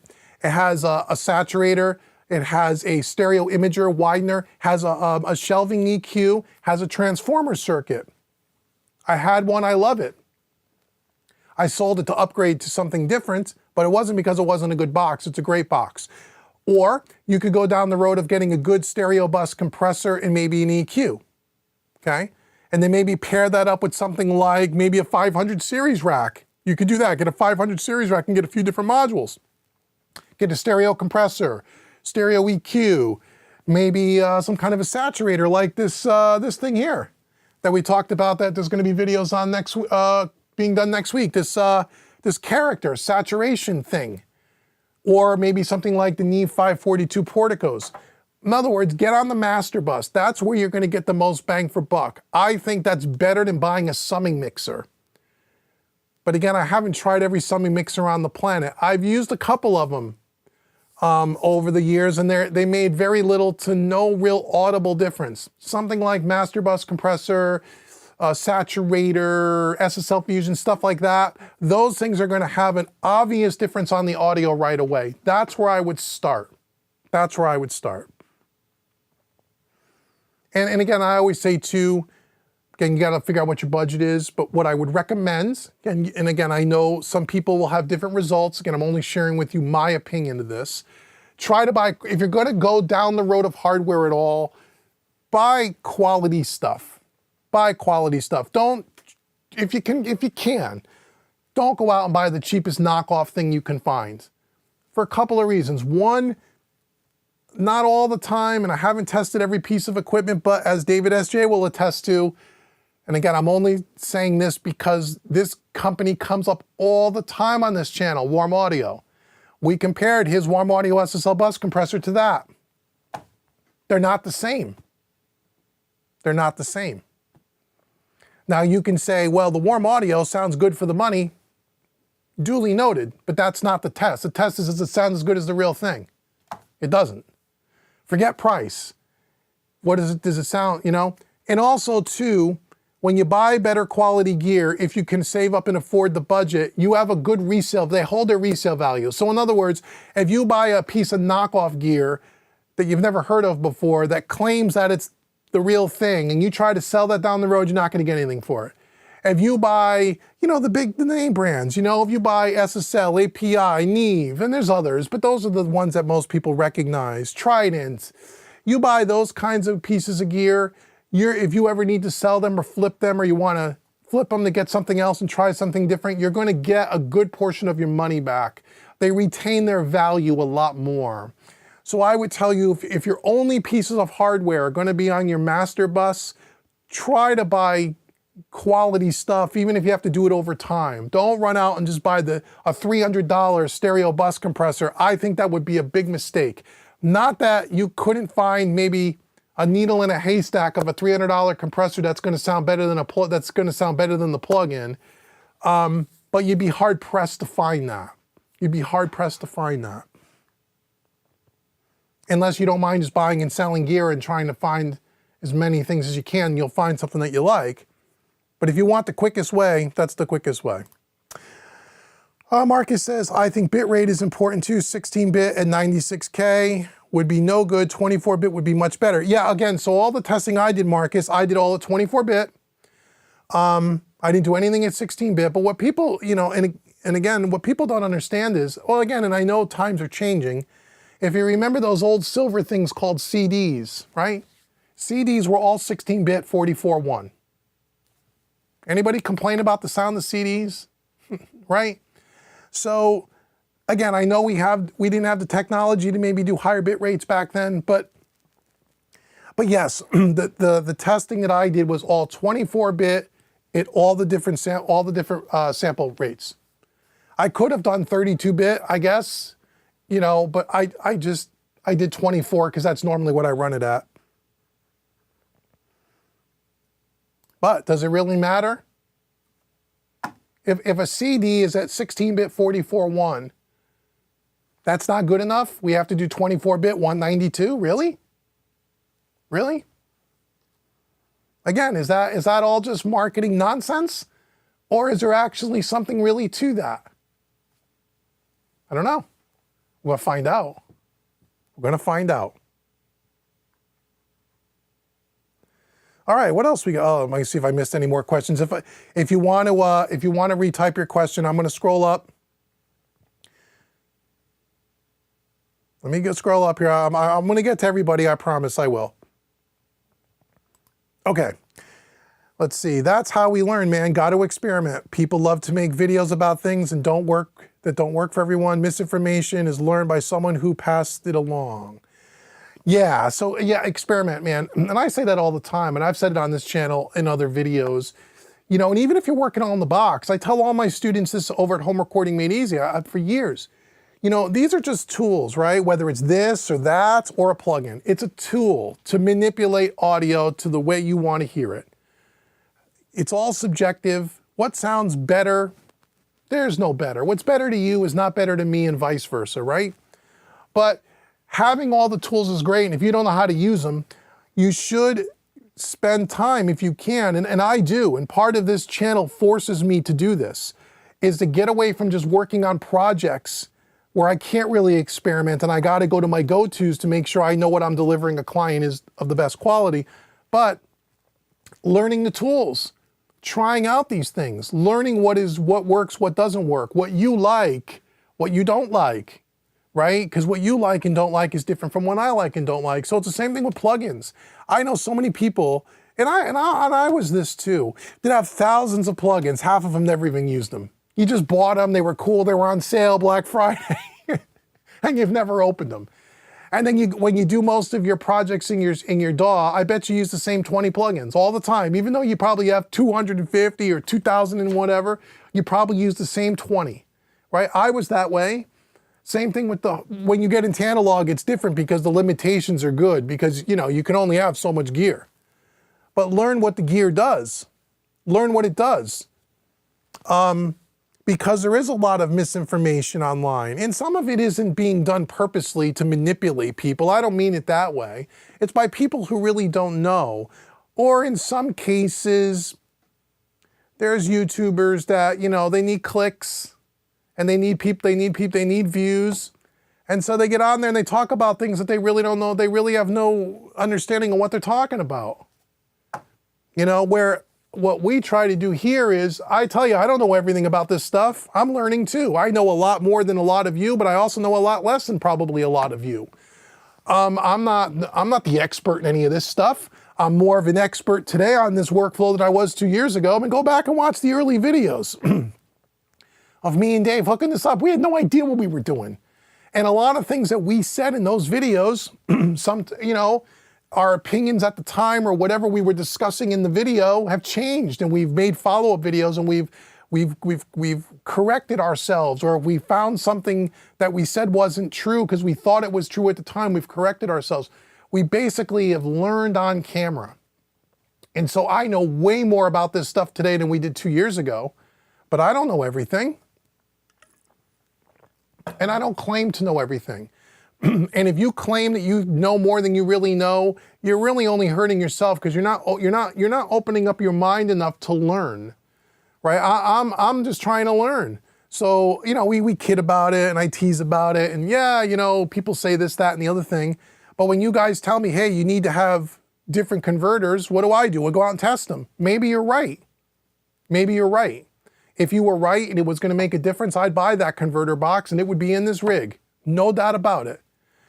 If printing at a higher sample rate, for example, really makes a difference, we're going to be printing at a higher sample rate because I don't know if it's really true.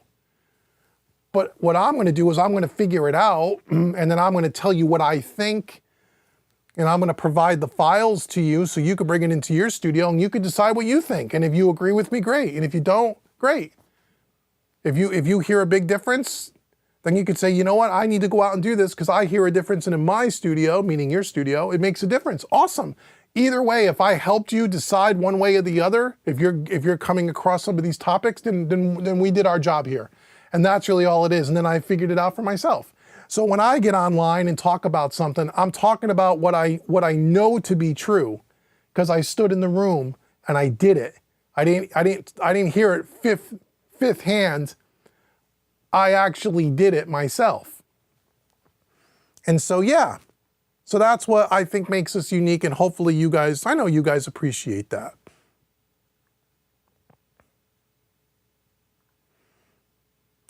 All right, Marlon says, I would never dream of telling someone how to render their recordings, just like the sound of the SSL pre's, and wondered if you use them.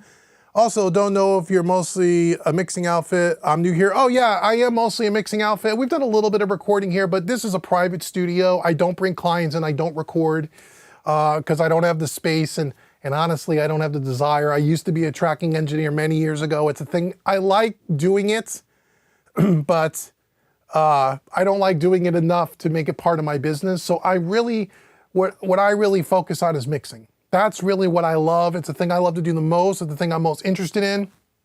And so that's what I do.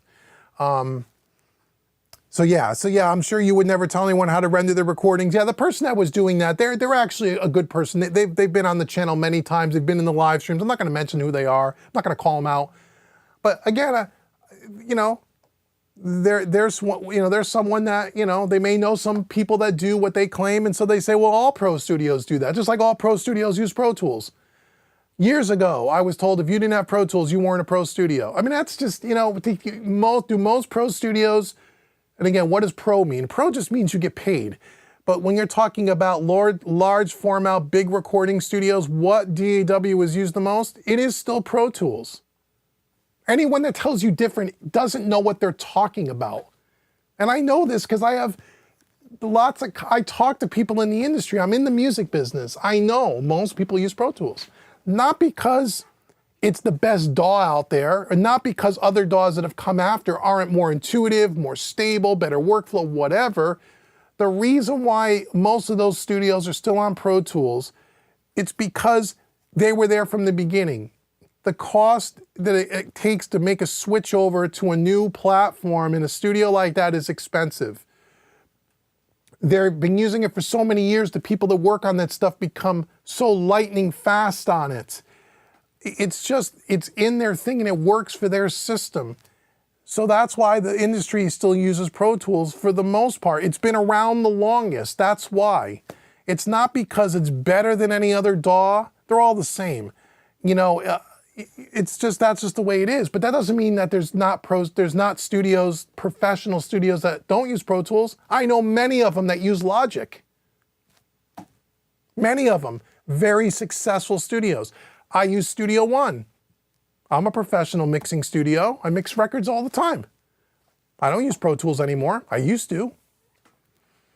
But, you know, it's when you read stuff online and you know, a lot of people talk, and very small percentage of them really know what they're talking about.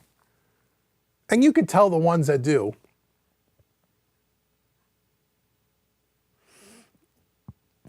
Yes, keyboard warriors. And it's okay. Like I said, I like it. I like the challenge. I loved when he told me that all pro studios print at 192 on a separate machine. The very first thing I did was call Dave and said, how do we do this test? Walk me through it. How are we going to do this? Because we're either going to prove that statement or we're going to debunk it. I love it. Jimmy's Team Neve. Neves are awesome. Love Neve.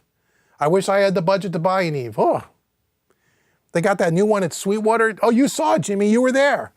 I don't remember the model number. Well, what's that big, the one in their A room, that $200,000 Neve? Man, who wouldn't love to have that? If I could have had a $200,000 Neve, that one, would I have gotten that over this? Of course. Without a shadow of a doubt. Who doesn't like Neve? Uncle Dave can't afford 200K. Sorry, guys. Sorry, guys. Okay, I know we got a lot of questions here. Okay, let's go. Tom says, what if you add SSL channel strips on the Origin print backs?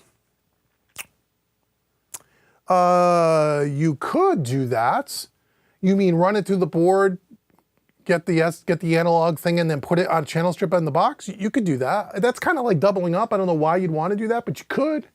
You certainly could. Again, I don't know why you would do that. I don't know what the benefit would be, but you can do that. Oh, Michael's here. Hey, Michael, just got a 1/2-inch tape machine. Can't believe the difference it made to my mixes. No tape machine plugin comes close, and I have all of them. We've talked about this before too, Michael. I was that close about 1.5 years ago to buying a fully refurbished brand new MCI tape machine from Mara Tape Machines, 1/4-inch tape. And then, you know, inflation, everything else, right before everything kind of hit, and I held off. That's another thing that one day I would love to try. Love to try. Short of that, I got the Neve 542 tape emulators. I know that's not like a real tape machine, but those things blow any plugin out of the water, by far. So I can almost imagine what the tape would do. I don't know if you have access to the Neve 542 porticos, but that would be an interesting test too, to compare that to a real tape. And again, I know they're going to sound different. They got to sound different. They're two pieces of electronics, but just like what is the difference? You know what I mean? I would love to have a 1/4-inch tape printing back on the final print. Maybe one day. That's the one thing that is kind of on my wish list that's just still right now a little too far out of reach for me. Maybe at one point. But yeah, good for you, man. Good for you. I would love to try it, man. Tom says fax. We try to bring fax here. Or what do they call it? Or alternative fax? We try to bring the facts here in the most honest way possible. We try to be the most unbiased we possibly can, because we don't care. We're not a gear selling channel. I mean, I recommend stuff when you guys ask, and I tell you what I think. But whether you go out and buy it, I could care less. Whether you believe what we say in the videos, it really doesn't matter to me one way or the other. I'm glad if it helps you, certainly. But we're not a channel here that's sponsored or trying to sell you anything. I could care less what you think or what you believe about what we tell you. We're just giving you the facts as we know it, and hopefully it gives you some information with the other information that you've gathered if you're doing your due diligence to go out and make good purchasing decisions for yourself and your studio and your workflow. That's all. So we try to bring the facts the best we can. David says we also learned by actually doing and trying as opposed to just regurgitating others' opinions. Right. Plus, we're not afraid. Yeah, and Dave's right about that. We've said that the other night privately. We're not afraid to say we're wrong, and I'm not afraid to say we made a mistake. I mean, go back and watch some of the videos that we've done. We did a 3-part series on, I think it was called How Did We Get Here? Where we kind of did, where Dave and I just sat on camera and we went back over the first year of this whole project. And we kind of went back and revisited all the things that we did, when we did them, timelined everything, what our thoughts were at that time, what did we think was the real deal, what were our impressions of what was going to happen, both with the gear, the hookup, the sound. And after 6 months or a year, however long those videos were, what were our opinions then? And a lot of things changed from the day that this console rolled in here till that video. And that video's we'll probably do again, Dave, in another few months to maybe do another. I'll have to go back and look at the dates of those videos, but we're probably due to do another one of those series of videos. So what did we learn from the time that we started to that first set of videos? And then what did we learn from those videos to now? Has anything changed? What did we get wrong? What did we get right? What did we think we were going to find out? And where did we find out something totally different? We're not afraid to do that. We're learning. And only, like I said earlier in the cast, for people that are coming in late, the only reason why this channel exists is because there was nothing else like this. When I bought this, I couldn't figure out this stuff. I had nowhere to go to figure out, how do you hook this stuff up? How do you route everything? How do you deal with the patch base? How do you deal with all the gear? What gear makes a difference? What gear doesn't make a difference? Does this really sound better than plugins? Who cares? Does it sound different? Absolutely. Why does it sound different? Not that it sounds better. Why does it sound different? How does the workflow, right? How does the hands-on workflow differ from in the box? What are the pros and cons? I have, like, I keep pointing over there because you guys can't see, but right there, 6 feet, 10 feet from me, is my in the box rig that I do all the home recording made easy stuff. I work on this stuff all the time.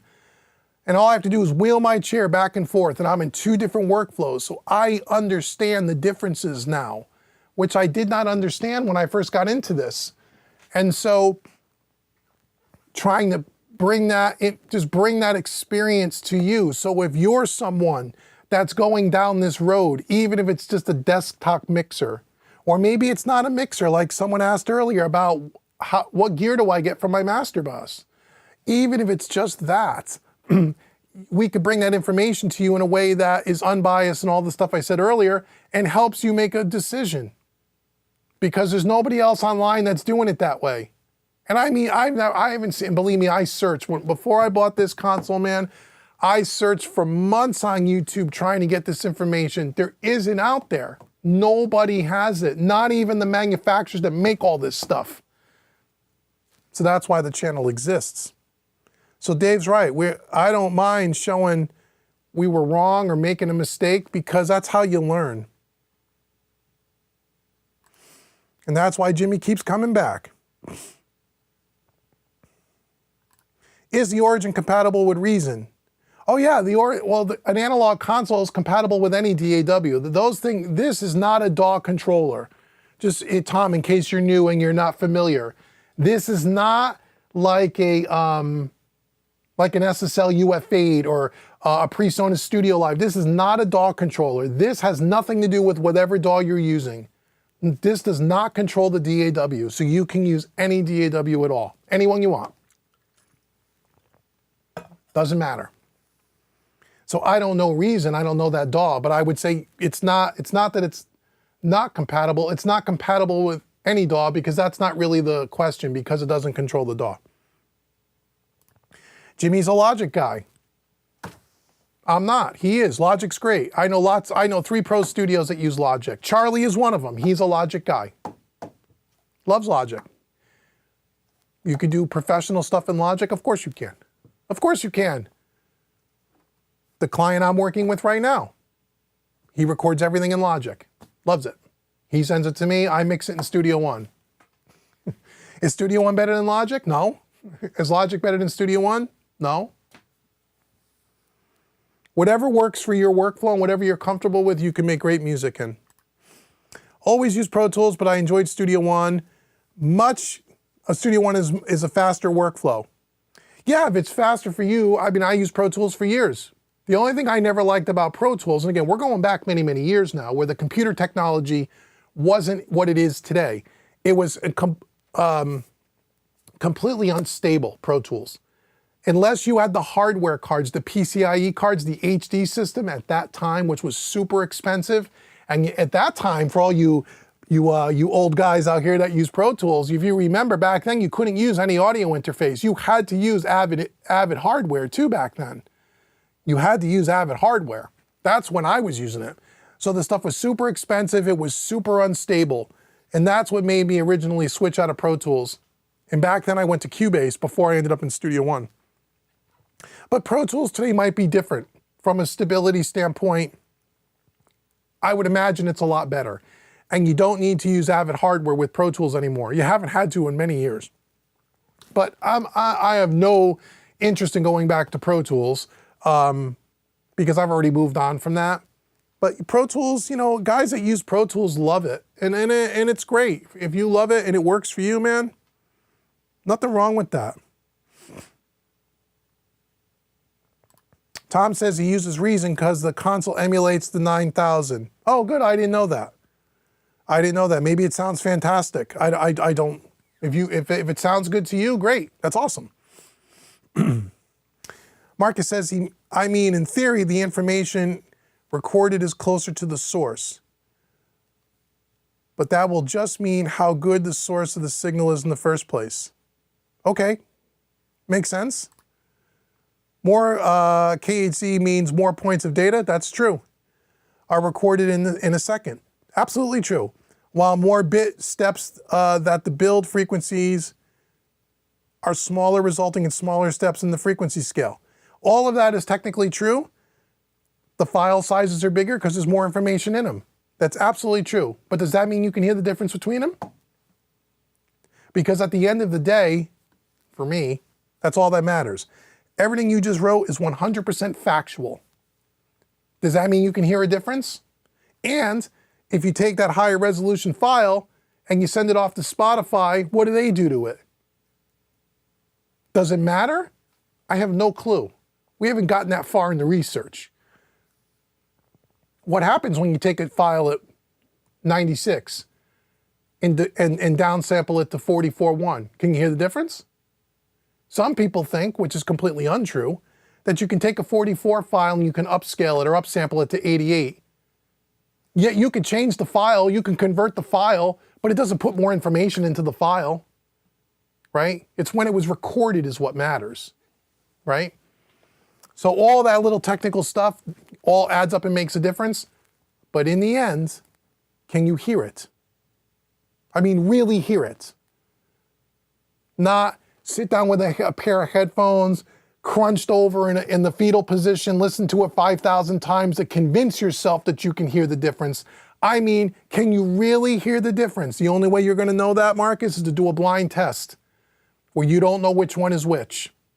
And that's what Uncle Dave's going to provide for you. Those files, you'll get those files and you won't know which one is which. Well, I guess the way you would know, you could know, smart people would actually look up and they would see the size of the file. So I guess you would know. Anyway, the only way to really do it is to really try to blindfold yourself and do it. Can you hear the difference? Some people I'm sure can. Some people would swear they can. And you know what? I'm not going to say that they're crazy because we all hear things differently. And if you think you can hear the difference, then that's great. There's nothing wrong with that. Neve is freaking awesome. I'm not that rich though. Yeah, that Neve is awesome, right, Jim? Man, I saw their video when they did the video for YouTube on that thing, boy. First thing I did was click on the link to see how much it was. It's $195,000. I'm not that rich either, Jim, believe me. Oh, you're saying it's a 5088. Okay, cool. Yeah, I'm not too familiar with the numbering scheme of the Neves. Oh, did I scroll up too far? Let me go. Yep. Hey, Braxel. Good to see you. Oh, the Apex ATR 102. Do it. Yeah, that's a great tape machine, man. You know who makes a great sounding one of those plug-in wise is Universal Audio. Again, how close does it sound to the real thing? I don't know because I've never listened to one in person. But that would be a nice machine too.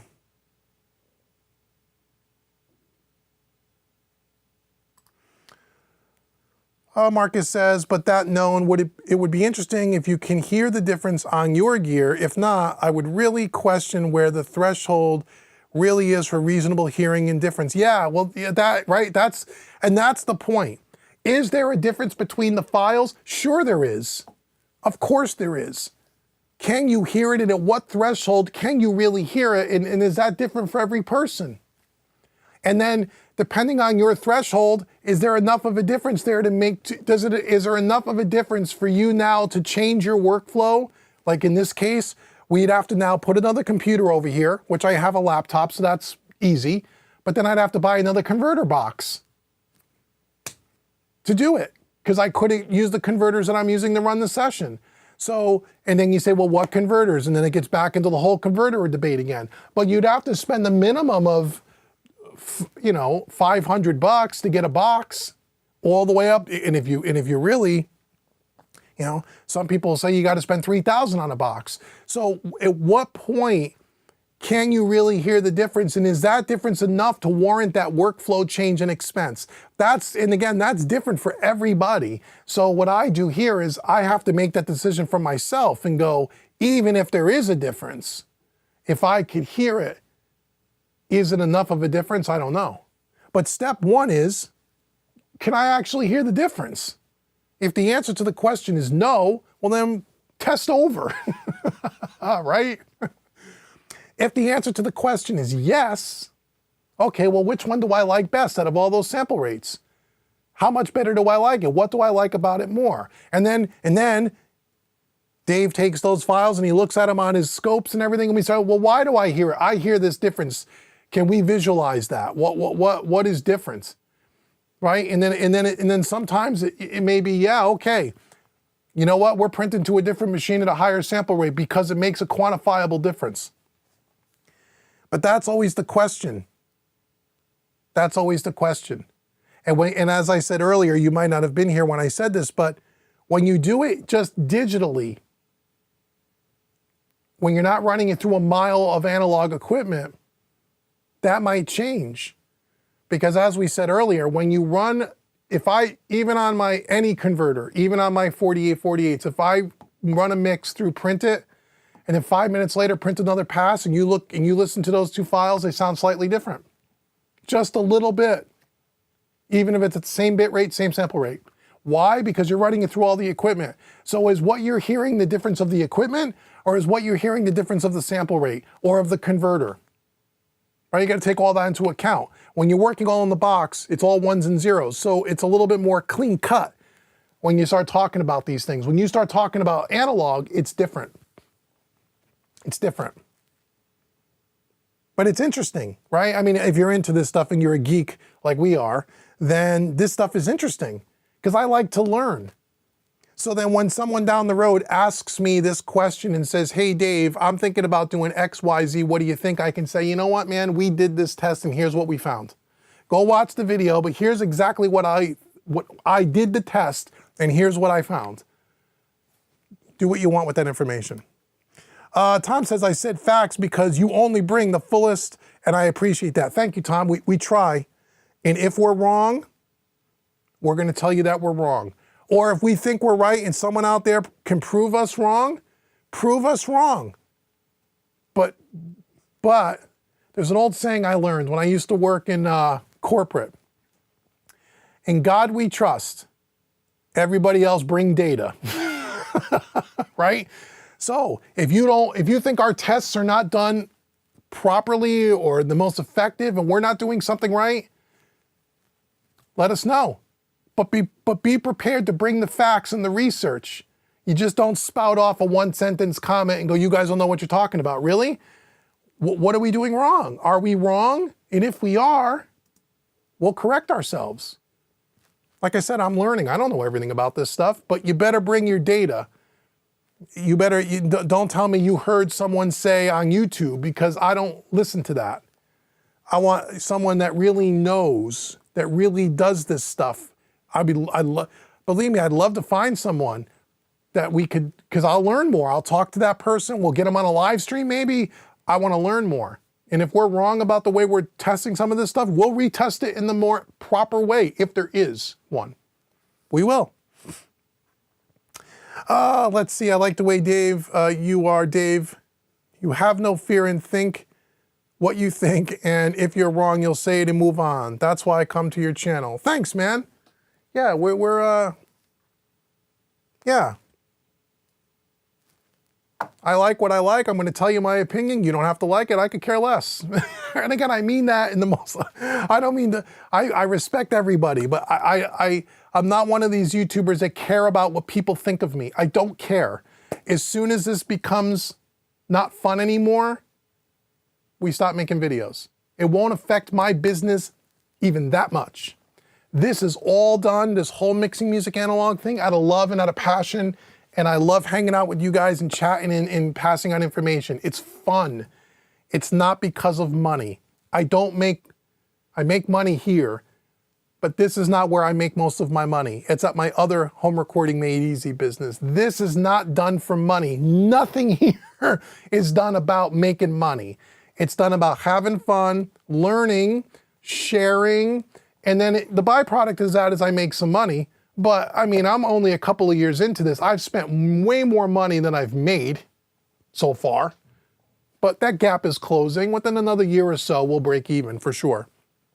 But yeah, so I'm not on YouTube here, like I said, selling you stuff, and I don't care because I'm not here to make money. I'm here to just share and have fun. And hopefully you guys have fun too. But thank you so much. I appreciate that.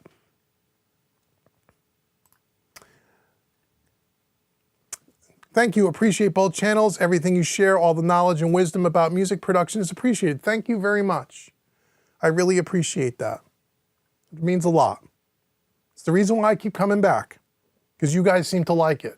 Because if you stop watching the videos and you don't show up for the live streams, Uncle Dave goes away and there's no more Mixing Music Analog channel. Okay, you've already said this Mixing Music Analog, but use the DAW. You know, it's really that simple. Ones and zeros are just that, ones and zeros. Oh yeah, Jimmy, yeah, right, Jimmy's right. Use the DAW that you use. People say one DAW sounds better than another. I have all of them, except Pro Tools. I have them all. I have Logic, I have Luna, I have Cubase, I have Studio One. Those are the main ones I have. I know there's others. They all sound the same.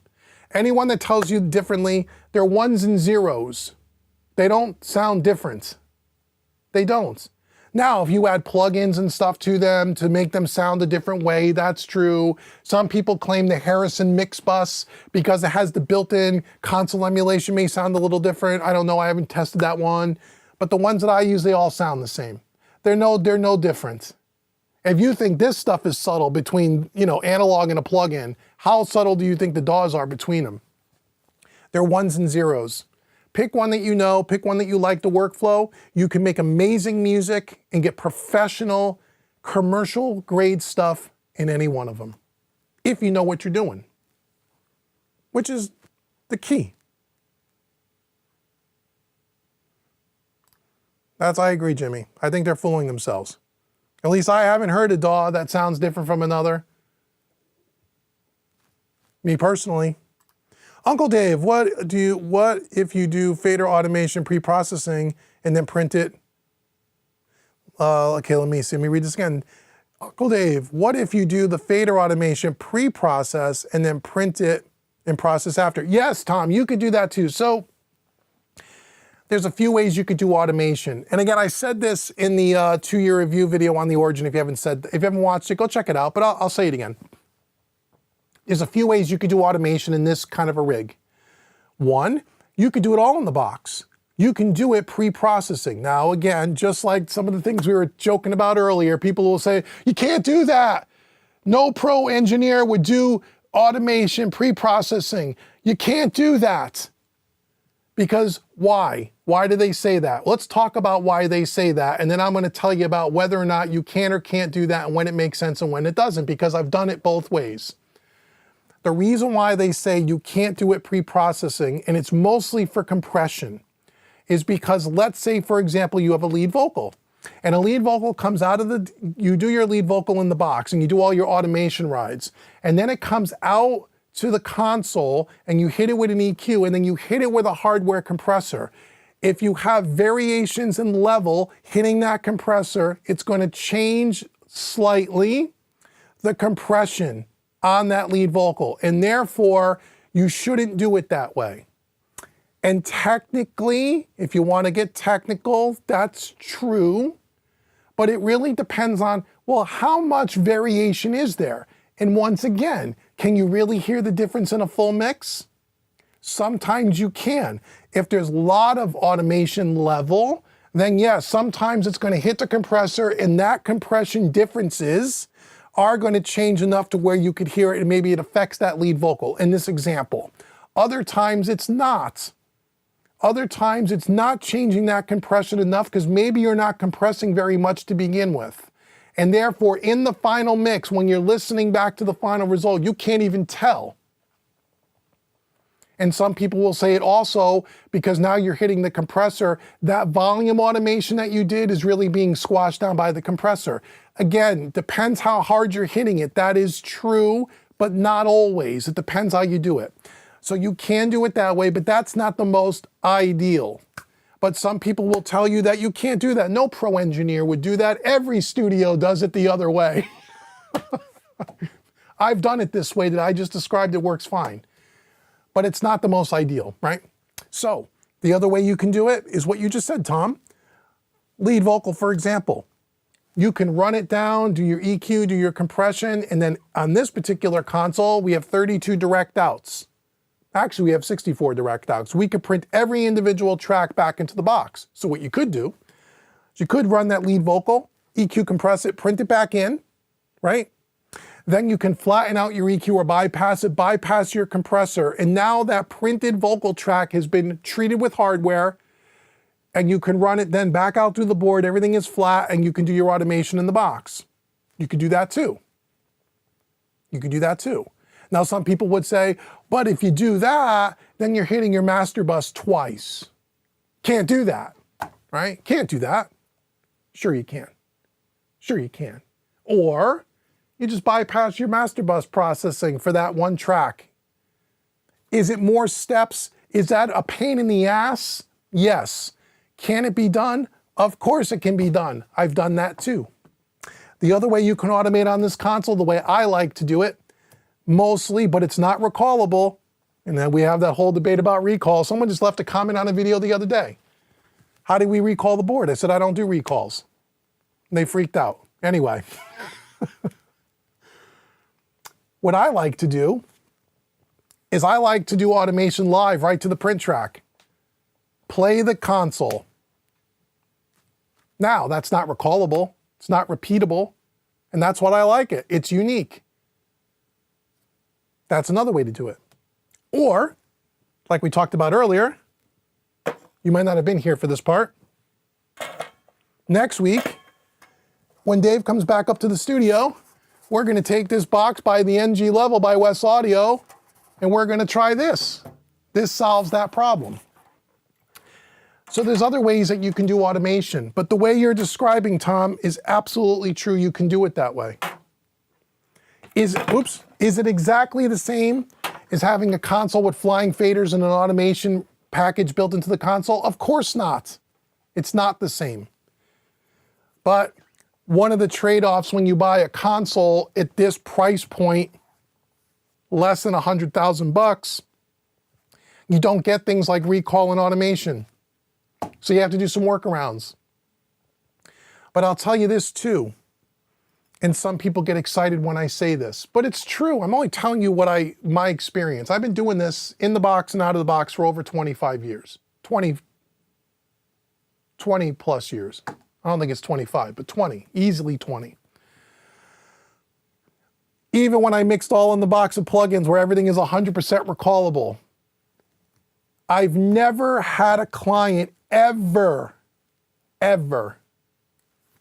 say to me, Dave, you know, I love the mix, sounds great, but you know, the automation doesn't quite sound right. Can we go back and re-automate the track?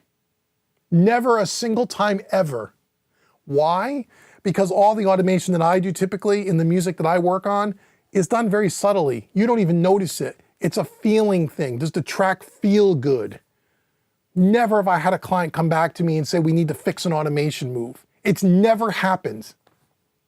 So I don't worry about writing it live to the print track. I don't care. Does the track feel good or doesn't it? I think people get hung up on it because we are now in the box where everything is recallable and everything is 100% editable and all that stuff and all the great things that digital provides. So people, you have to get over the fact that this is not like working in the box. There's a lot of great things about that and there's a lot of things that are not great about that. And you got to get over that if you want to work in this workflow. Unless you have an unlimited amount of money and you could buy a console that has all those features in it, then you can just do that. But to answer your question, Tom, you are 100% correct. You are 100% correct. Ernest, hi Ernest. Hey Dave, I got strong feelings that SSL is going to make their own DAW sometime in 2024. They took over Harrison Console. I agree, but I said that even before they even bought Harrison. I was saying that, I said that on a live stream 6 months ago. Me and David did one together. We talked about SSL when they put out the UF8, the UC1, now they have the UF1 and all these more affordable audio interfaces, and they're putting out more plugins and the 360 software. I even said then, they're gonna do a DAW. I don't know any inside information, but if I had to guess, they're gonna do a DAW. And now that they bought Harrison Mixbus, you watch. And I hope they do a really good job with it. I hope they do a good job. So I would agree with you, Ernest. George says, question, what studio monitors do you use with your in-the-box workstation, and do you process them with the Trin-off unit? Great question, George. No, I don't mix for clients and stuff in the box anymore. It's all done over here. Only thing I do in the box is all my tutorials, mixingmadeeasy.net, which is my mixing membership website. If you don't know about mixingmadeeasy.net, you can go check that out. If Dave's still around, he'll put it in the chat. And when I work all over there, I primarily do everything with headphones because I'm doing tutorials and I have a vocal mic. So to not get the bleed, I do everything in headphones. I do have a set of monitors over there, and I'm using the IK Multimedia iLoud. I don't know which model it is. It's not the tiny ones. It's the one with the two woofers and the tweeter in the center. I don't know. They weren't their super high expensive ones. They were in the middle of the road, and that's what I use for like video editing and those kinds of things. And then I just use headphones. And I don't use room correction because I'm not doing critical mixing work there. No, I don't. That's a good question. Data and stats, that's right. Dave, does spectral layers 9 or 10 really work? Can you really separate all the instruments, including parts of the drums like kick, snare? I think that's a Cubase thing, right, Braxel? I saw they put out a new one. I don't know, because I've never used that in Cubase, so I don't know. I don't know. Maybe you can. I'd have to try it. I'm not sure. I don't know. I'm not really sure how it works. You have Cubase, though, because I know you bought Cubase. That's something you're going to have to try. I don't have any... I don't have any experience with it. But I have Cubase 12 Pro. I really don't use it.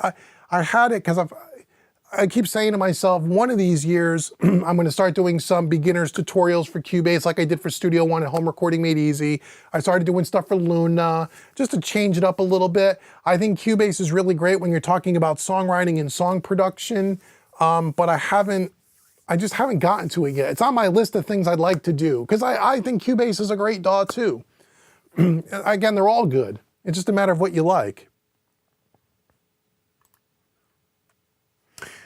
Dave, can you spread the master bus compressor across all 32 faders? I'm not sure what you mean. The master bus, right? If you're talking about the master bus compressor that's in the console, all 32 faders go to it before it goes back into the DAW. I'm not sure, you cannot, if this is what you're asking, you cannot reassign that to a single channel. That you can't do. But all the channels already run through it. Yes, you have Cubase 12 Pro. Yeah. You'll have to try that spectral audio, I don't know. It sounds cool, or spectral layers, or whatever they call it.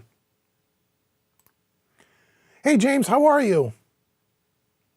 Hey Uncle Dave, not sure if you have your own production, but there is a music distribution, but there is a music distributor like you like better, DistroKid, TuneCore.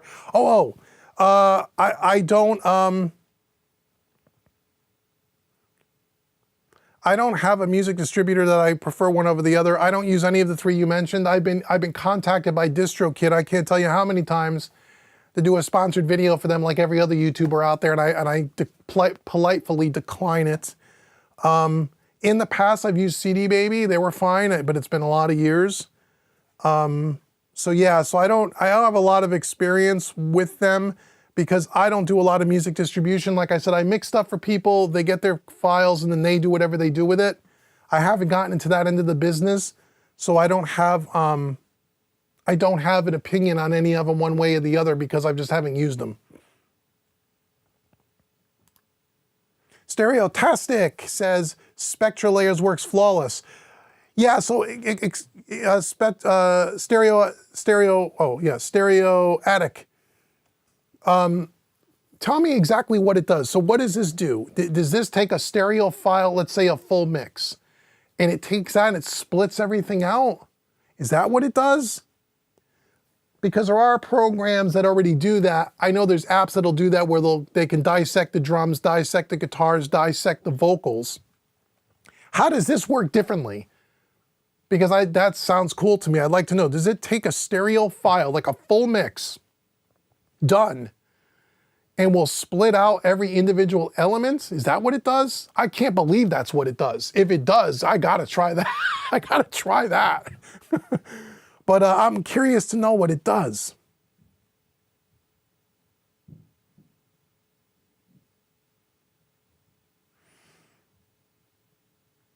Oops. Braxel says he wants a 78 AS. Oh, the Audioscape. Yeah, we're getting one in here as soon as they're ready. There'll be a video on that, don't worry. Bonus points. What is the oldest session you have? I just found one from 1992. You know, it's funny you say that. I recorded two original CDs with a band of mine back in 2004, 2003. And we recorded it in an old version of Cubase many years ago. And I tried to find them all. I can't find them. I thought I had them in a safe deposit box. I went back because I wanted to pull those old sessions, put them on the console. I haven't listened to that music in, God, so many years. It's probably horrible. But I wanted to bring them out and do some stuff with them and share it with you guys. I couldn't find the multi-tracks. Really disappointed me. I wish I had them. But yeah. Jimmy says he's been using DistroKid. Has no problems. Yeah, I'm sure they're great. I know they're very popular. Like, they contact me all the time. I'm just like, I don't, yeah, they want me to mention their stuff so people will use them. I just don't use them, so I don't do videos like that. Braxel said it splits all the instruments out. Okay, so you're saying that if I took a mix, a stereo mix, will it do with any song? Let's say I do, I don't know. If I took a Led Zeppelin song, if I ripped it off a CD and put it into this program, you're telling me it's going to split out all the multi-track drums, all the layers of guitars? Really?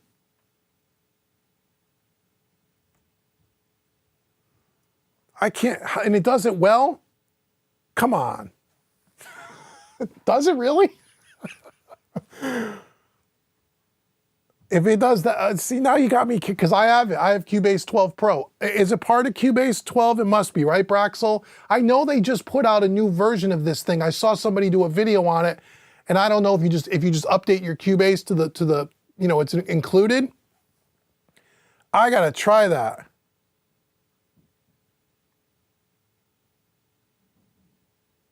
If that really does that, so you're telling me that I can split out all the individual elements of a commercial track and remix it? And those splits are good without all kinds of artifacts and stuff in there? I don't believe that. I gotta hear that. But who knows, with all the AI stuff, it probably works better than the original. It probably sounds better than the original recordings. I'll have to check that out, man, if that's what it does.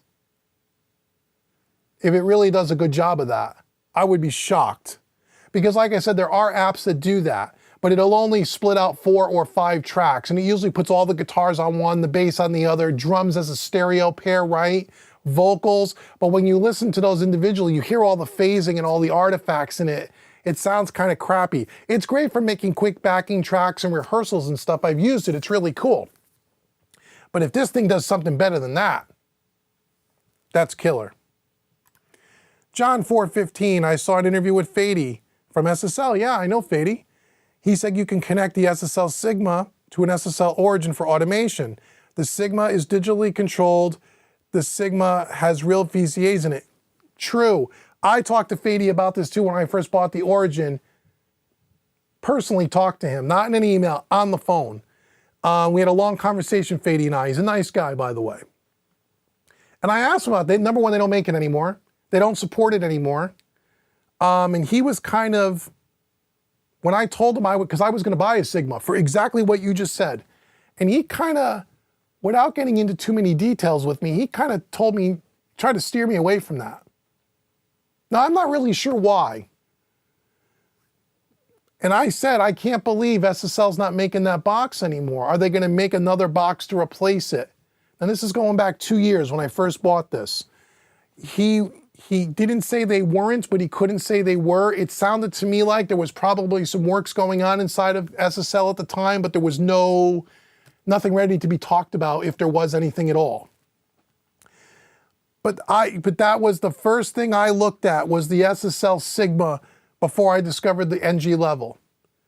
And that's, but here again, if I understand it correctly, even the SSL Sigma, you could put it on all 32 channels, but now you're not mixing with the faders on the board anymore. You're mixing in the box with their faders in their digitally controlled box, right? It doesn't turn these into faders. You don't use these faders. And then again, for me personally, it's only a personal workflow, personal preference thing. If I'm not buying a console where I'm not going to use the faders and I'm going to use them in the DAW or use them in a plugin. If I'm going to do that with all 32 faders, I might as well just stay in the box.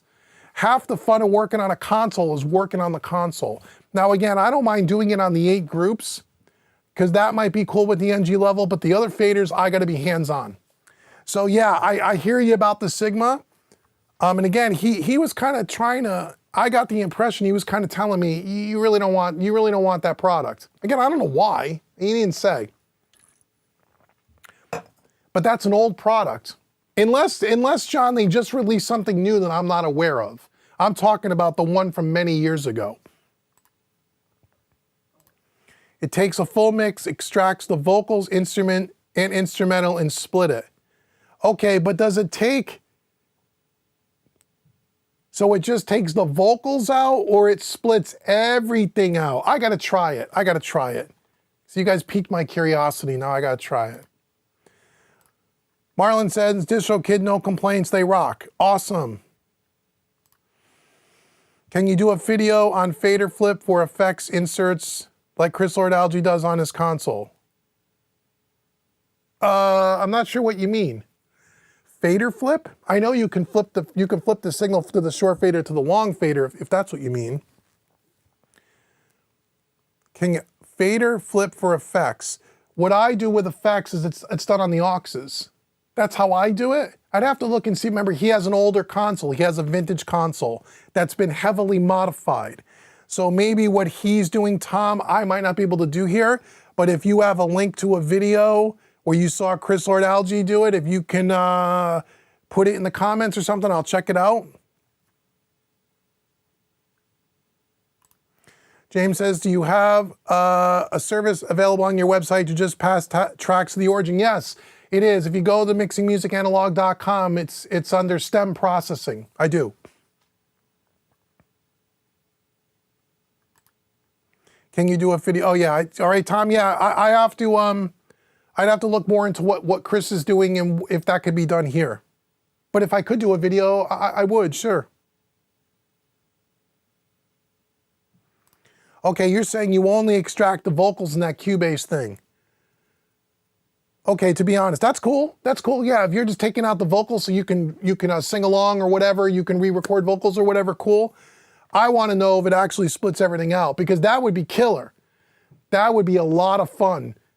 Because imagine what you could do with that. You could take any song, split everything out, and then remix it yourself for fun. That would be a lot of fun. I don't think it could do that. There's too many layers in a mix. I don't see how it could do that. But it would be cool to try it. It'd be cool.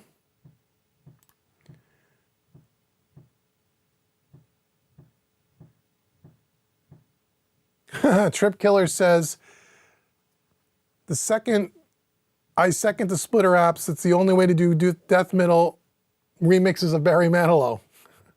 Braxel says it splits everything. All right, Braxel, I'm going to try it. So that's in Cubase 12 Pro. I'm going to try it.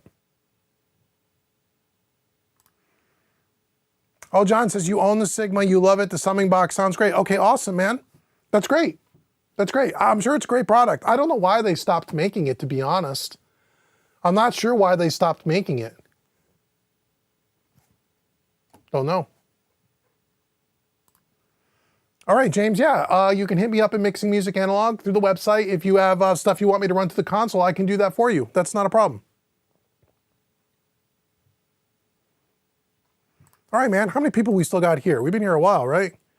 We still got 35. Wow, you guys are awesome. 35 people, and we've been on here how long? How long have I been on here? I forget. A couple hours, right? 2 hours. All right. We're going to do 15 more minutes and then we're out, okay? So if you have a question, ask it right now, and I will answer it. Did I hit everything on my list? Yes, I did. Okay, again, David's coming back next week. We're going to do the NG level. We're going to do the Elisa stuff. Again, home recording made easy, 50% off. Everything starts Monday. You can go today. Again, you'll never get the hybrid mixing stuff at this price. I'm telling you, go get that hybrid mixing course if you're into mixing it all with hardware at all. You're going to love it. Get it for 50% off. So everything on my list has been covered. Okay. Oops. Oh, the version in Cubase Pro is limited compared to the Spectra Layers full app. Okay, I'm gonna find out. I'm gonna do a little bit of research. I'm gonna write this down. I'm gonna do a little research on this for myself. What's this called? Spectra Layers. Okay, I'm gonna check that out. I'll see what the full app does. I just want to see what it really does. That sounds really cool to me.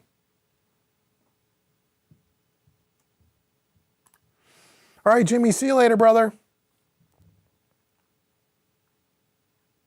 See you later, Braxel. Take care, buddy.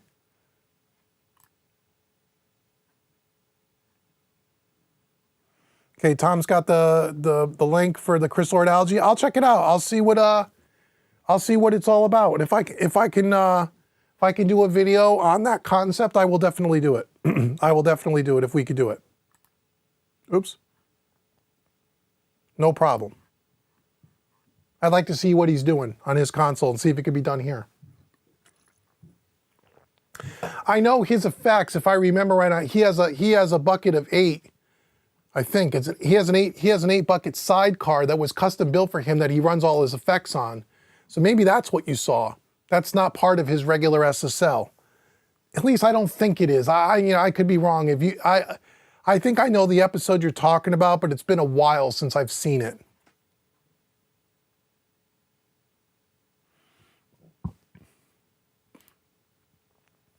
James says he saw a video of a YouTuber. He replaced the tubes on a Golden Age Comp 2A to match the Teletronics LA2A. And you ordered the tubes and he said it really works. And it just saved you $3,000. All right, man. That's great. Yeah, that's awesome. Well, remember, there's more to an LA2A than just tubes. The optocell is really the big thing. But anyway, yeah, if it made your Golden Age sound great, that's awesome. That's awesome. Yeah, sometimes with that gear, that's exactly all you could do. There's some parts you can replace in it. You could save a ton of money. You could get really close to the sound.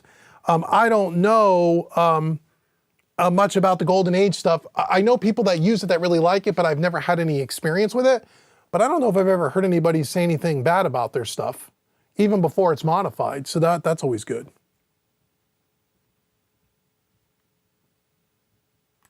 Stereo Tactic. Okay, sorry, my friend. I gotcha.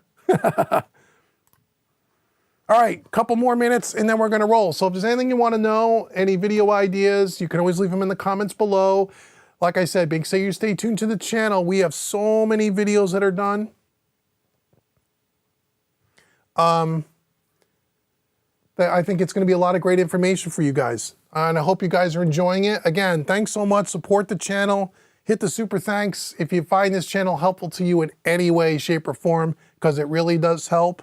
And again, make sure you go to Home Recording Made Easy and get in on the deal. Get on the 4th of July sale early. Anything else? Anything else? And said we'll be getting back. We'll be doing audio on the console soon. We're getting close, guys. We're getting close.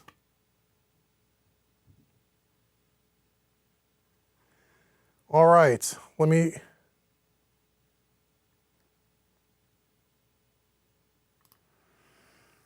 You're welcome, Tom. Thank you so much for your support, and thank you so much for reporting the supporting the channel. I really do appreciate it. And we're going to wrap up, I think. Now we're going to get rolling here. I want to go eat some dinner. Thanks so much, guys, for joining. Oh, thanks, James, for the super chat. That's awesome, man. Thank you. It really does help a lot. Stay tuned to the channel. Like, share, subscribe. Go out to homerecordingmadeeasy.com. If you're into recording, mixing, if you're working all in the box, that's the website for you. And there's a free mixing course right on the homepage you could download for free. Go download that, check it out. Support what I do over there as well. There's a ton of training over there as well with plugins and all in the box stuff. So even if you're not into analog, don't worry. I got all the in the box stuff covered for you as well. Go check all that stuff out and get all that stuff while you can get it at 50% off. All right, guys. So until the next stream, take care, everybody. Have a wonderful weekend. A happy 4th of July over the next couple of weeks, and I'll see you guys soon. See you, everybody.